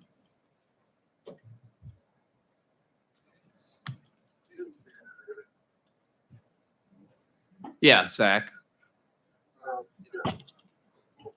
Thank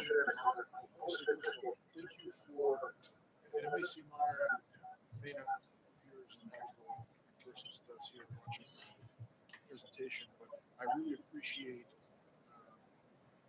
Digital Realty presenting to the community in the room and not just to the council, and actually seeming at least to be concerned for residents and their thoughts more so than most any of the presentations from anyone that I've seen in general since I've been in this meetings. I guess to mitigate some of the concerns that some residents have expressed, is there a way that either this presentation could be provided for residents to review later in case they weren't there, or sometimes online it can be not necessarily as clear as it is now. So my question then is can you provide that presentation? Are you okay with sharing that? Yeah, is that we're seeing head nods? Yes. Yeah, we can make that available for sure. Yep. That's the only question I had, and thank you again for your respectful presentation to the community and not just. Okay, thank you. Joe, anything from you online?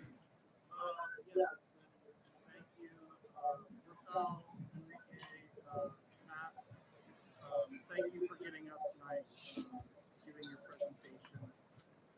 I heard you multiple times mention that Digital Realty community likes to be thoughtful in their design, thoughtful of the community they're involved in. So I would question you as you think about your infrastructure, and you mentioned that you're going to need rooftop cooling. If this is something that's going to happen, would you be considering using a local company such as Engineered Air, which has their U.S. headquarters in DeSoto, which would help our local economic benefits, which you also mentioned. And Engineered Air is a customizer of HVAC equipment. So if you have thought about that, and you've thought about having Engineered Air for the community benefit from this project, can you share how else you plan to use local vendors, and how that's going to be considered for your selection process? Thank you for the question. Only recently have we become aware of Engineered Air. They are not currently one of our traditional proven vendors, but we would like to engage with them and have our staff understand their products and engage in a dialogue over what kind of equipment they are able to provide, because we are always looking for new and more equipment providers. And we also know that our customer would be interested themselves in understanding the capabilities of Engineered Air. So we would appreciate it if you would send them our way so that we can engage in a discovery of what products they have available, and hopefully take advantage of them as a local source of HVAC equipment, because it is in high demand and a lot of competition. I think what I would say is there are other ways in which I think we might be able to reach out to local providers. The purchasing for 99% of the equipment and products that go inside our buildings is done through our general contractors, who are local general contractors, and they are very well aware of the local providers in the marketplace. So they will be engaging electricians, as I mentioned before, sheet rockers, HVAC techs, painters, floor installers, virtually all the trades that are in the local area to buy from them. It'll be a competitive bid situation. Like any other large company, we like to try to have as much competition in our bidding as possible. Sometimes there's strategic reasons why we only use one provider, but by and large, we do competitive bidding.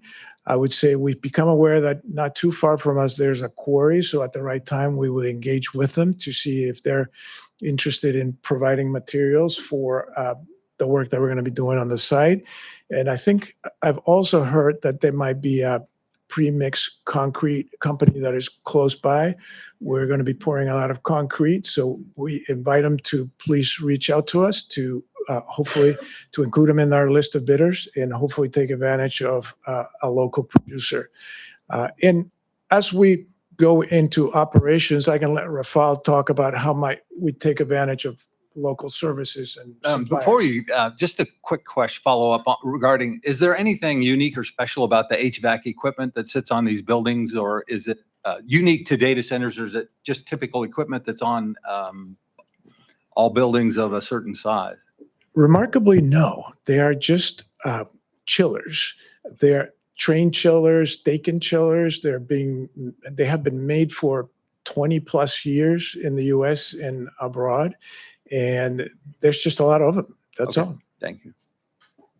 And just to hit on the ongoing operations, I think there's sometimes a misperception that once a data center gets built, it's, just servers running and there's no ongoing work associated with maintaining them. And it's not the case. We constantly have engineers there, fiber techs, telecommunications companies, constantly repairing, replacing equipment.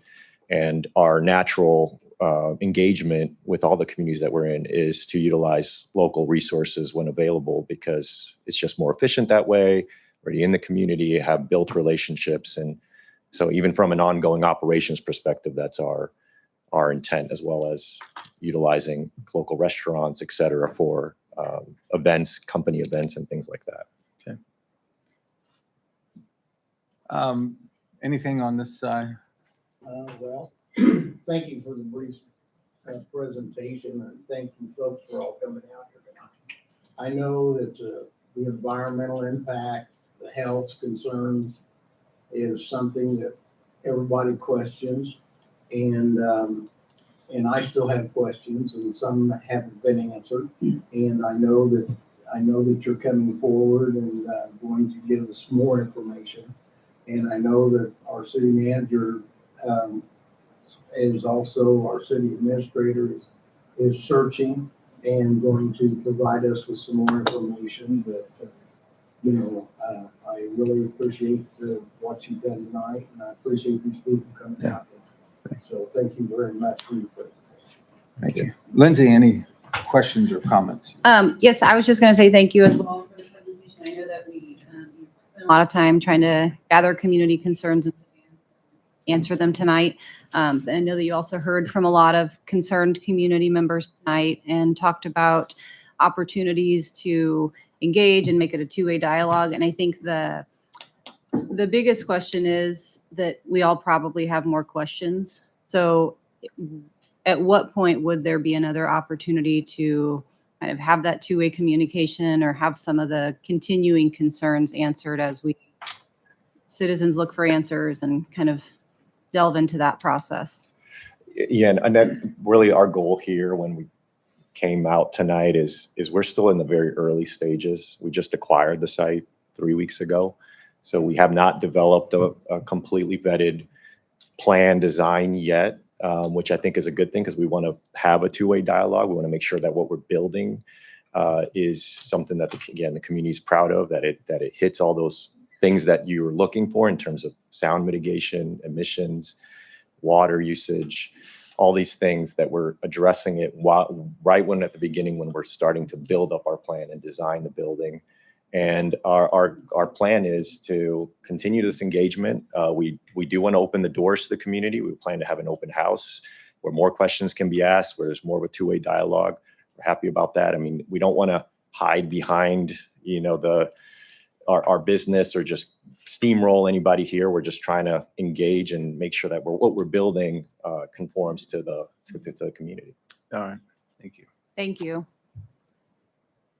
So Mike, Danny mentioned it, and Cheryl asked for a follow-up. You want to address kind of where we are with that low frequency and sound I stuff? think in previous meetings, Councilmember Bradley expressed some concern about the noise, or typical noise ordinances address the nuisance type of noise, which typical audible noise. It's in the DVA range.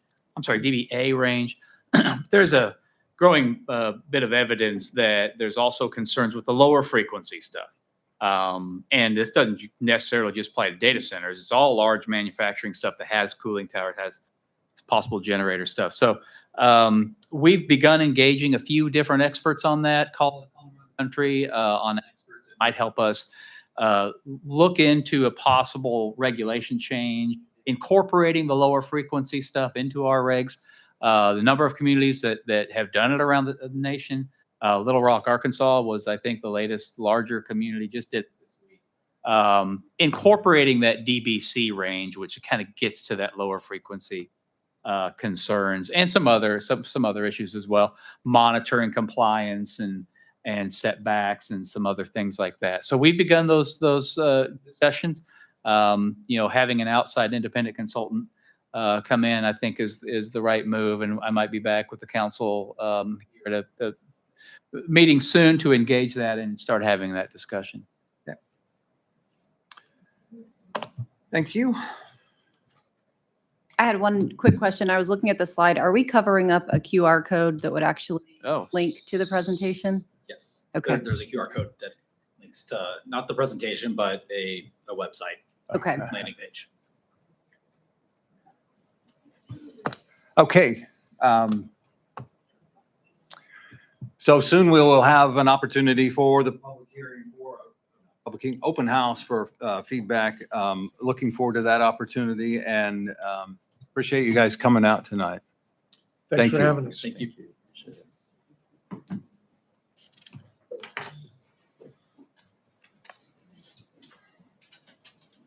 All right, item B on the agenda is consider agreement with Johnson County for funding for a design of the 89th Street Culvert Project. Yes, Mayor. At the last council meeting, you approved the design of the project. We have an agreement with the Johnson County SMAC program to fund half of that. And this agreement just codifies, essentially solidifies that funding commitment on behalf of the county. It's a two-party agreement. Patrick, I understand you've had a chance to review this. It's much like we've done these before. Yep. And Patrick's good with it. So, Mayor, I think we just need All a motion to authorize you to enter in the agreement. All right. Any questions from council on the 89th Street Culvert Agreement? Can I have a motion to approve authorize mayor's signature to go on that agreement? I move to approve to authorize the mayor's signature to go on that agreement. Do we have a second? All right, we have a motion and a second. Any discussion of the motion? Roll call, please. Bradley? Yes. Sabo? Yeah. Lane? Yes. McCracken? Yes. Motion carries. All right, thank you. All right. Item C, consider bidding on the Parade of Hearts sculpture for Riverfest soccer fields. Rick, do you mind if I close the door? Yeah, we'll just pause for a sec, I guess. Yeah.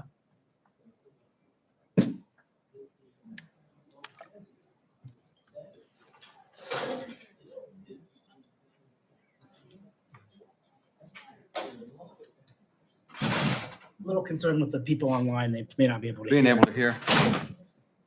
Yes, Mayor and Council. A very light item today to speak about. So I have been working with the DeSoto Arts Council on adding more public art throughout our community. You may be aware that the Parade of Hearts is going on this summer throughout the Kansas City metro area. In conversations with the DeSoto Arts Council, they had identified the upcoming Riverfest soccer project, that site, as a place to put public art. One of the places they identified, one of the things they identified was a Parade of Heart art. So having working with the DeSoto Arts Council, they identified two that they wanted to see, and I have them actually up here. One being Goals in the Sky, and then the other being Soccer Unites, as two potential options for the city to bid on. Council member Sabo did identify another one, The Love of Sports Unites Us, Love All, Fear None, that as another option. The auction does end tomorrow, and so I apologize for the quick nature of this. This one snuck up on me. Traditionally, these are done in August, and I think they're trying to get this done before the World Cup happens. So with that, So can you go tell, ahead. is there a sequence of closing on the sculptures? Which one closes first? So they all close at noon tomorrow. So it's everything closes at the same time? Yeah, everything closes at noon tomorrow. Funding for this would come from the Public Art Fund. We had, speaking with the Arts Council, we had a conversation about this last year, and so we moved some fund balance forward for this particular thing. So it is a budgeted item for the 2026 budget. So with that, I'll stand for any questions. I do have the hearts up if anyone wanted to kind of parse through them, but this is kind of the first one we have here. And my understanding is, I'm not an art expert, but I understand it's a Van Gogh inspired piece off of Starry Night. And these are live bids right now. Yeah, right. Just seeing the piece.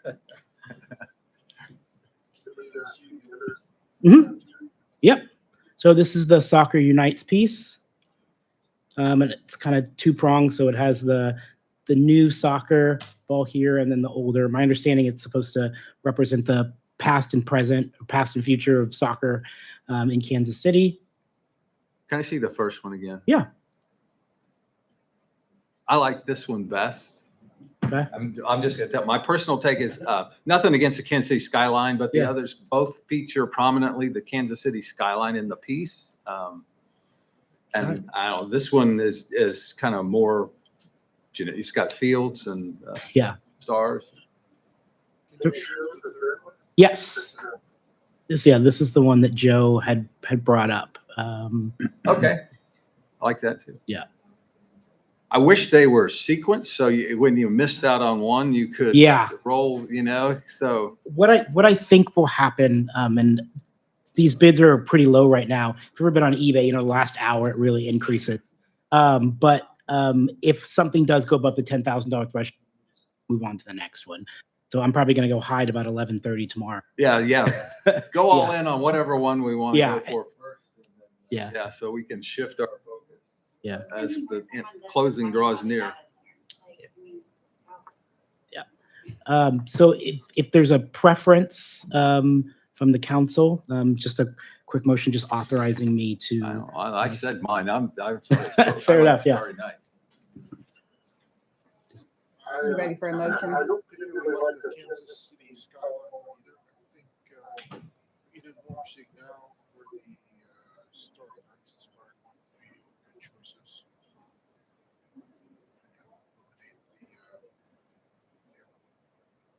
Okay. We got two other people to vote, I guess. Yeah.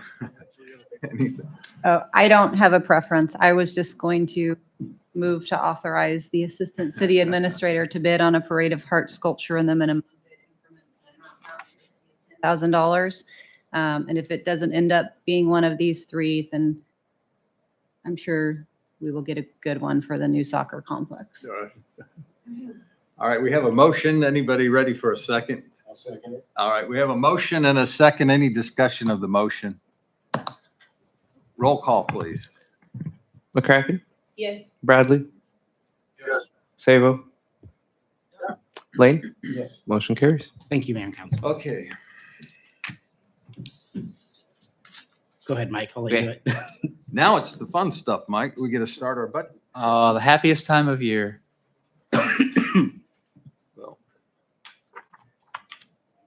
Yes, Mayor, is that your introduction to That the is next your agenda introduction item? item. Yeah, sorry, item 14. Let's Yeah. start our 2027 budget discussion. Thank you, Mayor. For those who haven't gone through this with us, which I understand is the majority of you, we do have, the first exhibit to the staff report is this budget calendar. Kansas now requires that municipalities fully formulate their budget by October 1st of the of the year, and then the actual fiscal year for municipalities starts January 1 through December 31st budget cycle. And Brandon has prepared, as he's done in the years past, this kind of step-by-step, week-by-week budget calendar for you to review. Punchline is we've already started it internally among staff. We're here with the first council discussion here in June, and we need to finish up by October 1st. On a more global level, what we've done, at least for the past 6 or 8 years anyway, we start off with really a snapshot of closing out the prior year. Important part, we get all the accounting entries done, journal entries done at the end of the year. We create our end of year snapshot, so we know where the fund balance is set in each one of those. Then there's the audit process, and so that usually takes a couple months to get through. Then the audit, once the audit's done, then we can verify that where we thought we were is actually where we were. So we've done that now, and then we can really start in earnest on projecting what the resources might be for 2027. At the same time, we have to project where we think we might be at the end of 26, so that we can start the 27 budget, on an accurate footing. So, the way I have done it, and most cities do this, large and small. You don't just look at the 27 budget. You have to look out multiple years in the future, and we've set that as kind of a 5-year look ahead.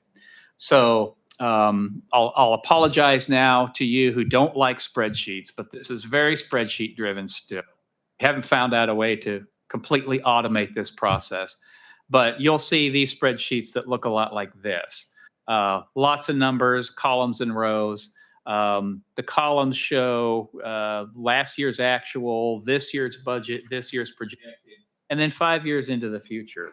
And really, when we're looking at expenditures, we don't just look at them for next year. We're kind of almost budgeting on a 5-year basis, because what we want to do is make sure that these fund balances we always talk about remain at or above our target reserve balances for each fund, even 5 years out. So we don't want declining fund balances that will have to have a train wreck in year 4 to have to accommodate. So a lot of what I do is to make sure that the services and projects that we do in year 27 and 28 don't negatively impact later on. This really comes into play a lot when you're adding staff or implementing a program that's going to be ongoing. You're buying a property that might need maintenance on an ongoing basis.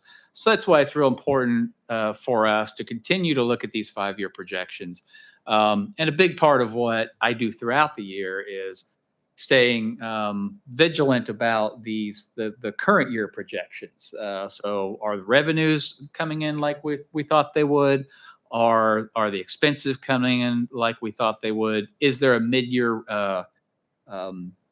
adjustment we need to make to either side of that to accommodate where we think we need to be? So that's the general scope of that. And in a current economic development climate, these revenues are really they're changing rapidly. So we're starting to see the real impact of what we had hoped we would see development. During the announcement in 2022, and they've been building the thing for 3 years, and they started production on 2 of their production lines in July of last year.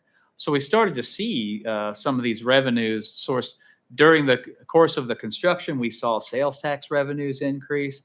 We saw that general business activity through the in the community increase. We also saw a kind of a one-time injection of building permitting fees, about $1 million that year, of building permitting fees that hit the bottom line on the general fund very positively.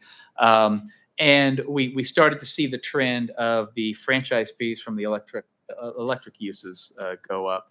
But really, the electric use really only started after they started production last year. And so it's all these, what's the sales tax going to do now and in the future, the franchise revenues, what's more to permitting. So these things in a landscape like we have now with the intense economic development that's going on, lots of new things.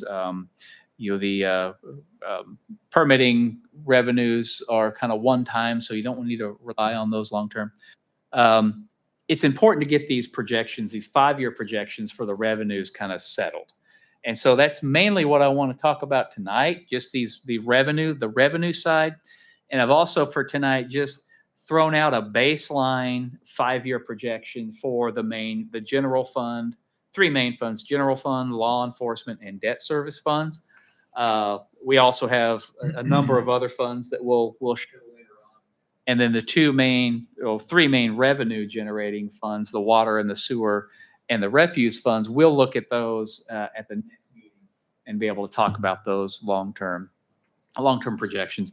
For now, the projections you're seeing are just baseline. The level of service that we've established for 2026 continues into the future. We're not adding staff. We're not adding new programs. We're not buying new buildings. We're not doing that sort of thing. I have incorporated the results of the capital improvement plan that we just got done finalizing the 5-year CIP. So you'll see some of that impact on the debt service fund as well as we go through. So with that as a background, first, I guess I should have started. I'll go as slow or as fast as we want to. I know Zach and Joe, you're online, so chime in verbally. I can't really see if you have a question or raising your hand. So just intend this to be kind of a two-way dialogue here.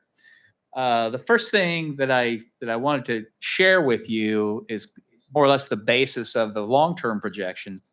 So I have these inflation factors, these factors that move out into the future about where we think revenues might go up or down, where we think appropriations might need to be. So largely these are inflationary figures. So you see for 2027, for the budget cycle in 2027, those numbers really don't mean a whole lot. We're gonna set those revenues, those levels individually as we go through the budgeting process. But for 28 and on, those levels are just increased by these inflationary amounts. So you see things like court fines that we're expecting to go, up more or less inflationary over time, 3% and 4%.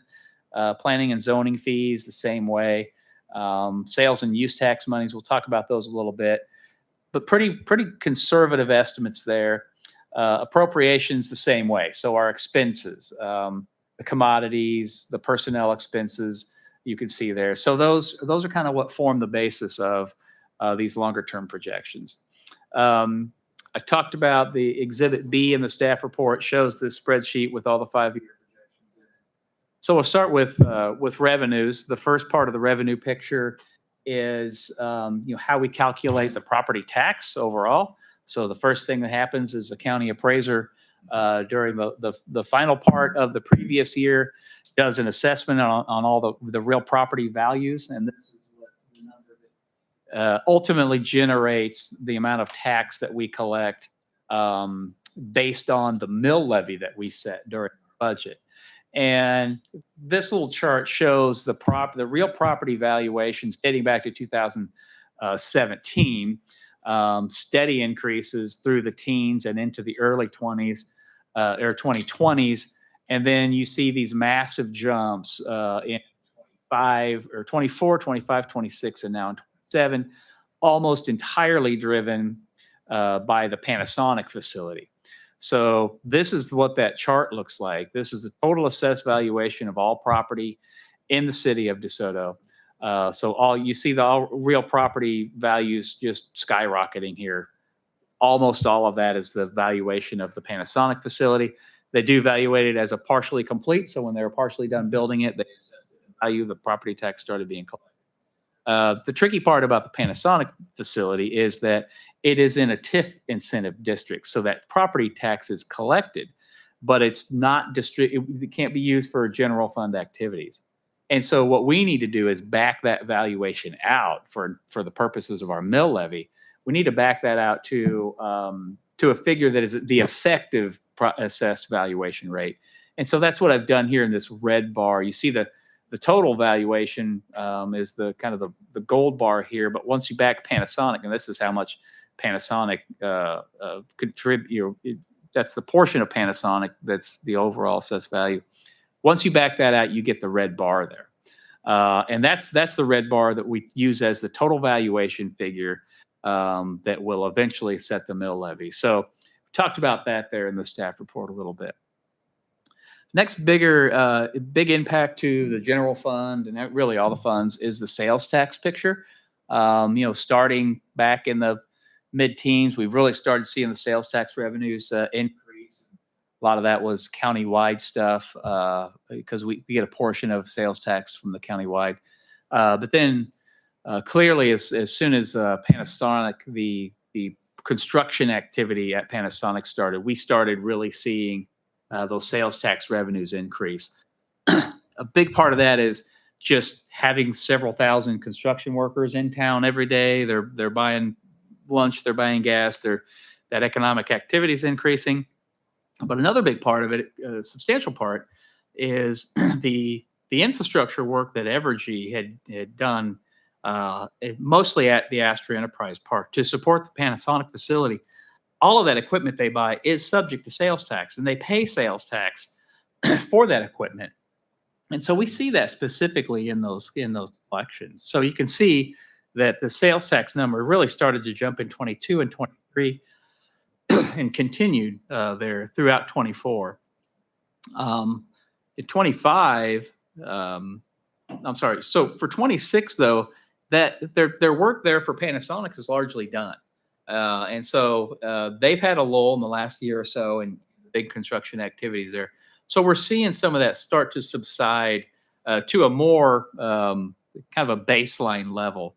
So what I'm projecting for 2026 kind of goes back down to this baseline sort of overall trend growth, which is actually consistent with what we budgeted for this year, because we budget very conservatively.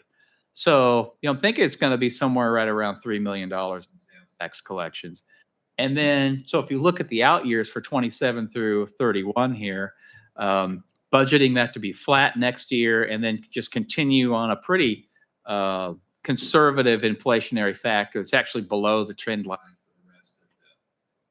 for the rest of the projection period there. So that's the sales tax. That's a very important. We'll watch it every month. It's a big part of our budget. So that's the picture there.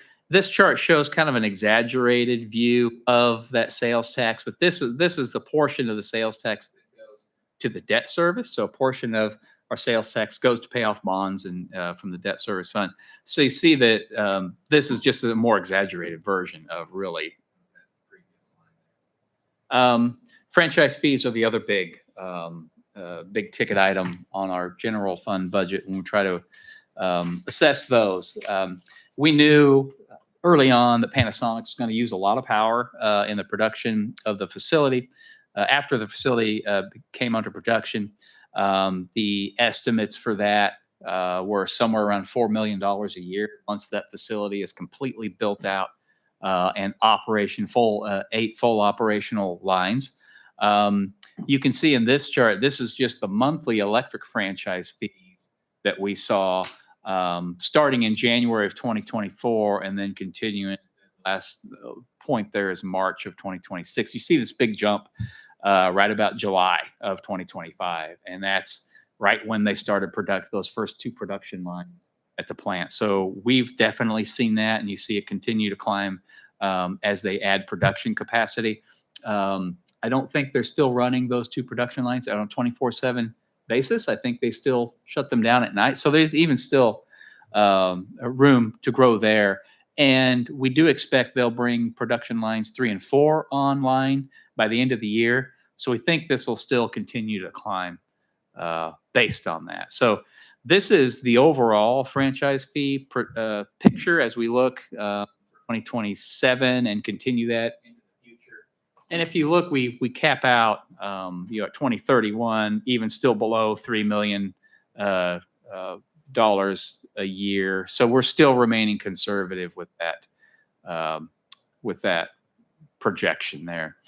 Other significant revenue sources, interest is another one.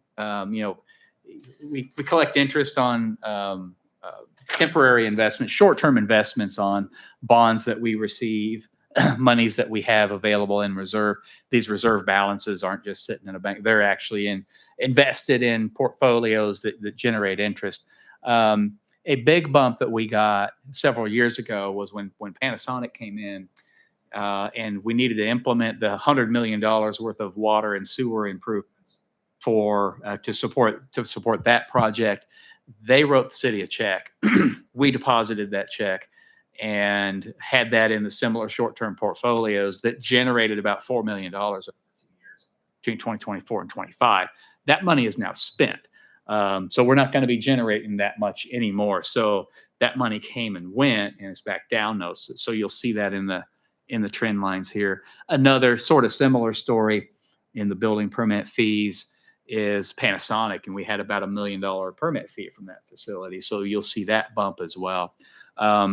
Continuing on for 2026 and 27, we expect another $1 million building permit fee for the Merck expansion project. That'll generate about $1 million. They've broken ground now. We expect that the bulk of that fee to come in here in the next couple months over the summer, potentially.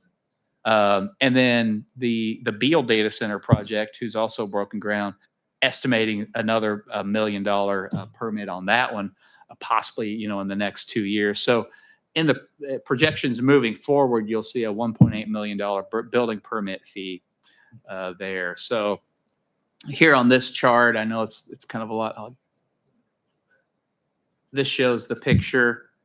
The overall line is at the top, so this kind of agglomerates everything. Court fees, recreation fees, planning and zoning, rents and leases. Most of those lines are kind of down here toward the bottom, contribute a lot, but this blue line here is the building permits. So you see it spikes in 2023, 24, 25, a lull, another $1 million in 26, another one in 27. So you see that we've accounted for. And then the green line is the interest. You know, here we're chugging along down here at, I don't know, $100,000 a year or so. You see the big spike during 23 and 24, or 24 and 25, when that Panasonic, that 100 million, we were spending that money down. So that's kind of the picture there. So overall, you see, you know, the last 3 or 4 years, a lot of revenues from that sort of activity. The budget conservatively shows that tailing off into the future. There might be reason that you know, that sort of trend line continues, but that's the story on those other revenues there. So when we talk about property tax revenues, revenue neutral rate, we explain that a little bit. Essentially, what we try to do is hold the amount of tax we collect from property taxes the same next year as we did the previous year. So that allows us to meet that statutory intent of the revenue neutral rate. Our challenge is that because Panasonic's valuation has increased, and it increased again this year, it's going to be a challenge for us, because then we have to lower our mill artificially, essentially, to meet that. So we'll see how that plays out in the long term. But the revenue neutral rate is something that we do keep in mind. So all that kind of results in these baseline budget projections. So what I've provided you in your packet is this projection of the general fund. And again, as I explained before, this baseline doesn't incorporate, because what we've also been doing the last couple months is reaching out to department heads and seeing what their needs are, if they have any budget enhancements, as we call them, you know, a one-time purchase of something, or a program that we might want to stand up. None of that's been incorporated into these projections. And so I think the punchline here is these bars represent the year-ending fund balance this is just looking at the general fund. The lines here represent the percentage of that fund represents in terms of the operating revenue. So we have our fiscal policy suggests that we should aim for a target of maintaining a fund balance that's about 30% of the operating fund at the end of the year, you know, just as a buffer. And, you know, our financial advisors look at that, bond rating agencies look at that. So that's sort of a target.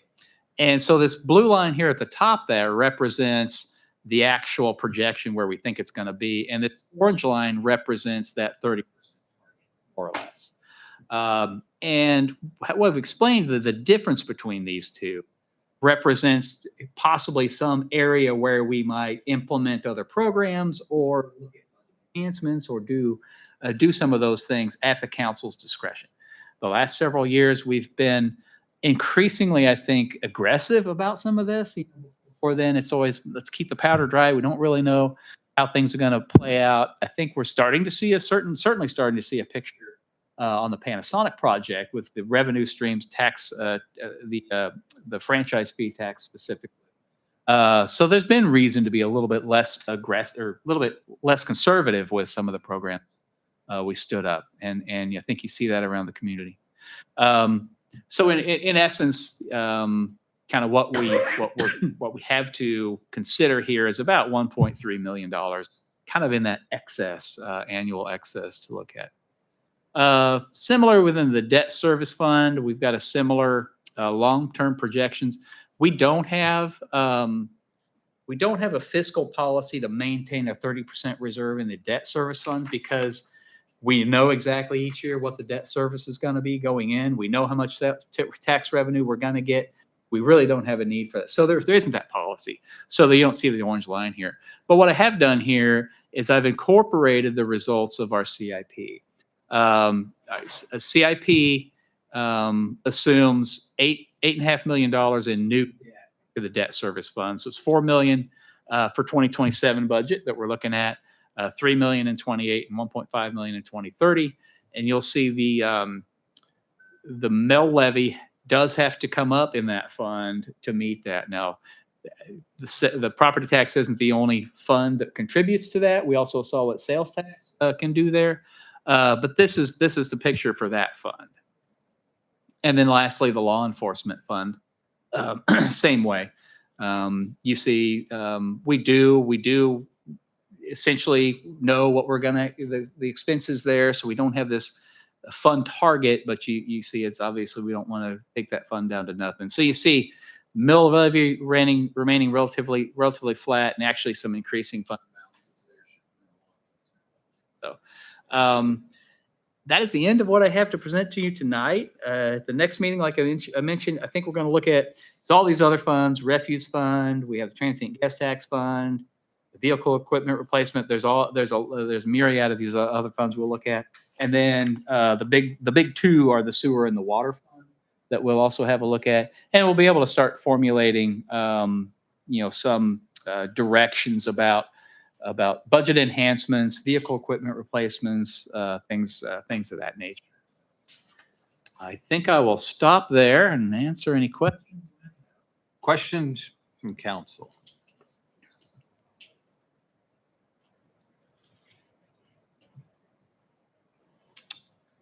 For some reason we can't hear you right now, Zach's Zach. muted.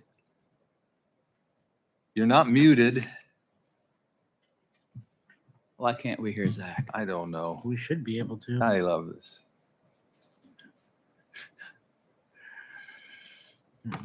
Nope.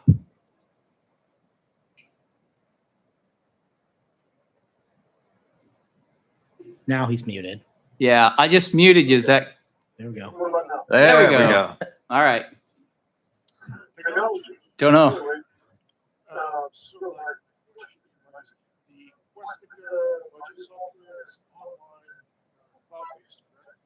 Yes. Yes. That's what you use for these projections and stuff like that, at least for the expenses. No. The projections that you see in the staff report are spreadsheet based still. So the question is for the departments put in their projected expenses. Yeah. So right now, what we do, it's actually a pretty handy interface. We can send that to the departments. They can go into Questica and request, their budget requests, submit them that way. We can compile those internally and create those reports. It's just not quite so seamless as I would like it to be in terms of generating these sort of projections like that. It also, maybe I'm a little stubborn about giving up my spreadsheet, but it does provide the opportunity, even monthly, to do a verification check on these fund balances, and the funds that have been spent. When I can also import them into my spreadsheet, and we can check summaries and think it does give a valuable, I think, double check on that. So just quickly follow up to that. With the budget projections that are there, how detailed are the projections? So in Questica, they're line by line. Every line item in the budget has a request in there. My projections for the general fund are more like department by department. We talk about there's a personnel, there's commodities, or contractual. Those categories are in there, but they're not line by line, except for the water and the sewer. I do line by line in the spreadsheet. But otherwise, Questica does have every budget line item in there.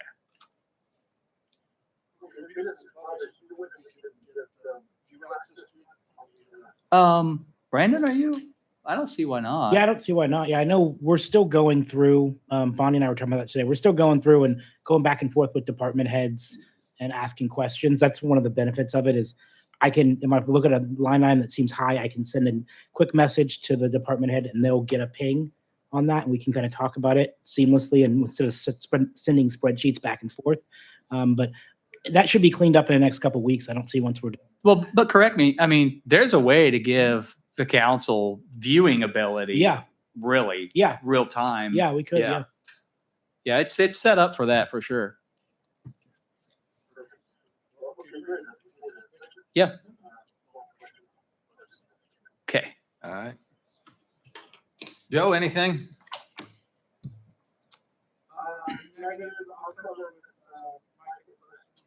All right. Okay. Sounds good. Thanks. Lindsay, any No. questions tonight? Thank you. All right. Danny, any questions tonight? All right. Thank you, Mayor. We have our calendar, so you'll see when we should be expecting these to roll on through. So, all right. Item 5 is an executive session. We do not have, correct? All right. Let's go to advisory reports. Mike? Nothing tonight, Mayor. Thanks. City attorney? City planner? Not here. City engineer? Not here. Brandon, you're up. I just got one thing. Jay asked me to note the touch truck event on Saturday. I believe it's at Miller Park. Yeah. From 10 Touch to a truck noon. Saturday morning. Yep, 10 to noon. Yep. That's all I got. All right. Thank you. Council comments. I'm going to let the two online go so I don't forget them. So, Joe, since I can't see you, I'm going to start with you.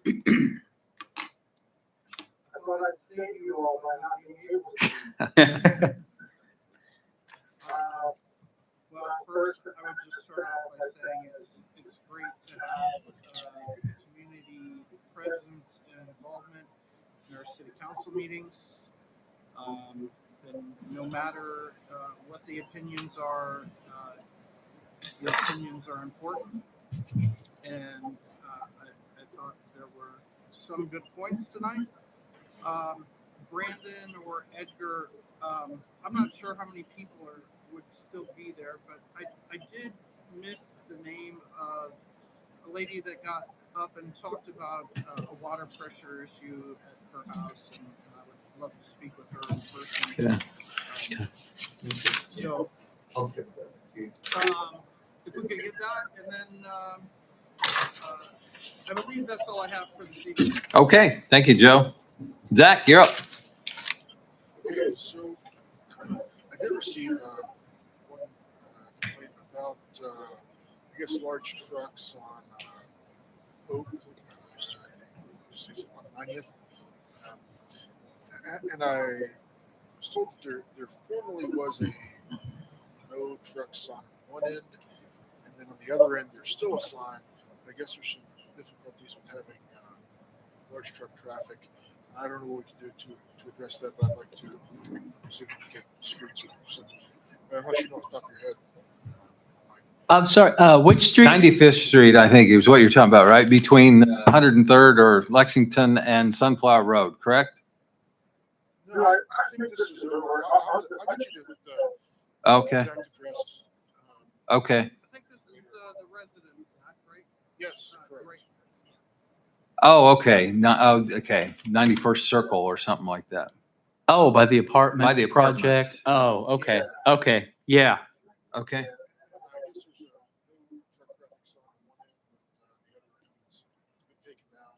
Yep.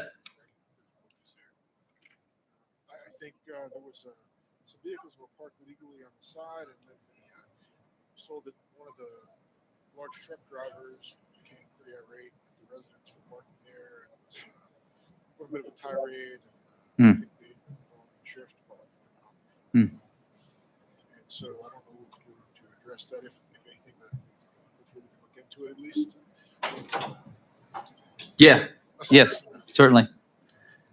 Okay, so aside from that, I also wanted to thank all the residents that have shared their opinions.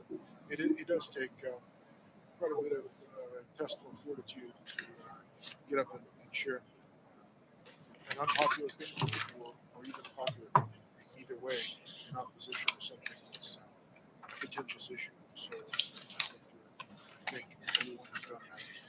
I also want to thank the presenters tonight. Digital Realty, I think we're pretty good with the presentation and have been very receptive to our comments and questions. Hopefully, the relationship that they are building with the community will continue and perhaps be more present than some other developers have been. Aside from that, I just want to say thank you to the council for allowing me to be virtual on my family vacation here. And thank you to Joe for also taking the time to hear what he's been out. And that's all I have. All right. Thank you, Zach. Danny, anything for the group tonight? Did want to say that I think you did a wonderful job, Mayor, on the state of the city. Oh, thank you. And some of the people that were there were also here tonight again. And I heard some good comments on that and want to congratulate Mike on his award as city administrator. That was a very wonderful thing. And the other thing, I wanted to thank Joe Johnson, our city street people, the bad intersection that was dangerous at 83rd and Waverly. They did a wonderful job of clearing all of that so people didn't have to drive out on 83rd to see if traffic was coming and then back up real quick. So I wanted to address that the street department did a wonderful job of securing a dangerous intersection and taking care of it. So that's all I had tonight, Mayor. Thank you. Lindsay?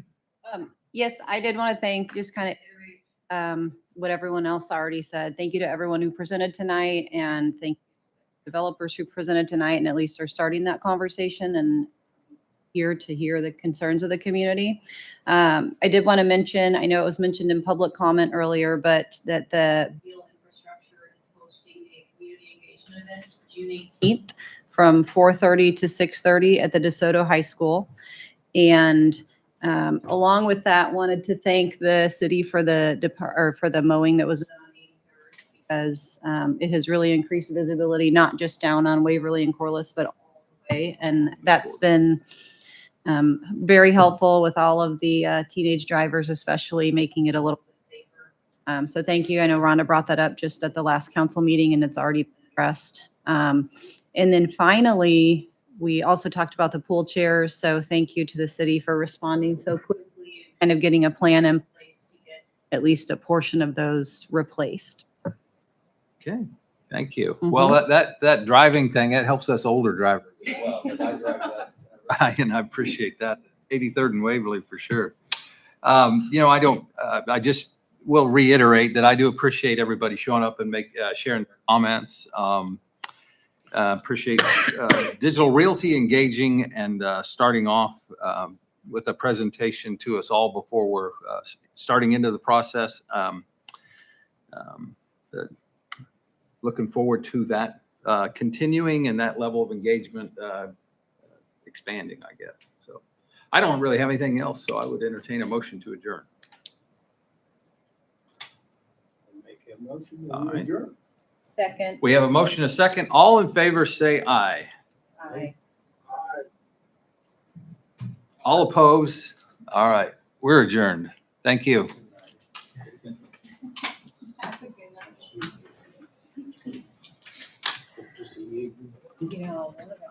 All right. Hi, Brian. Oh, yes, I know. I'm sorry.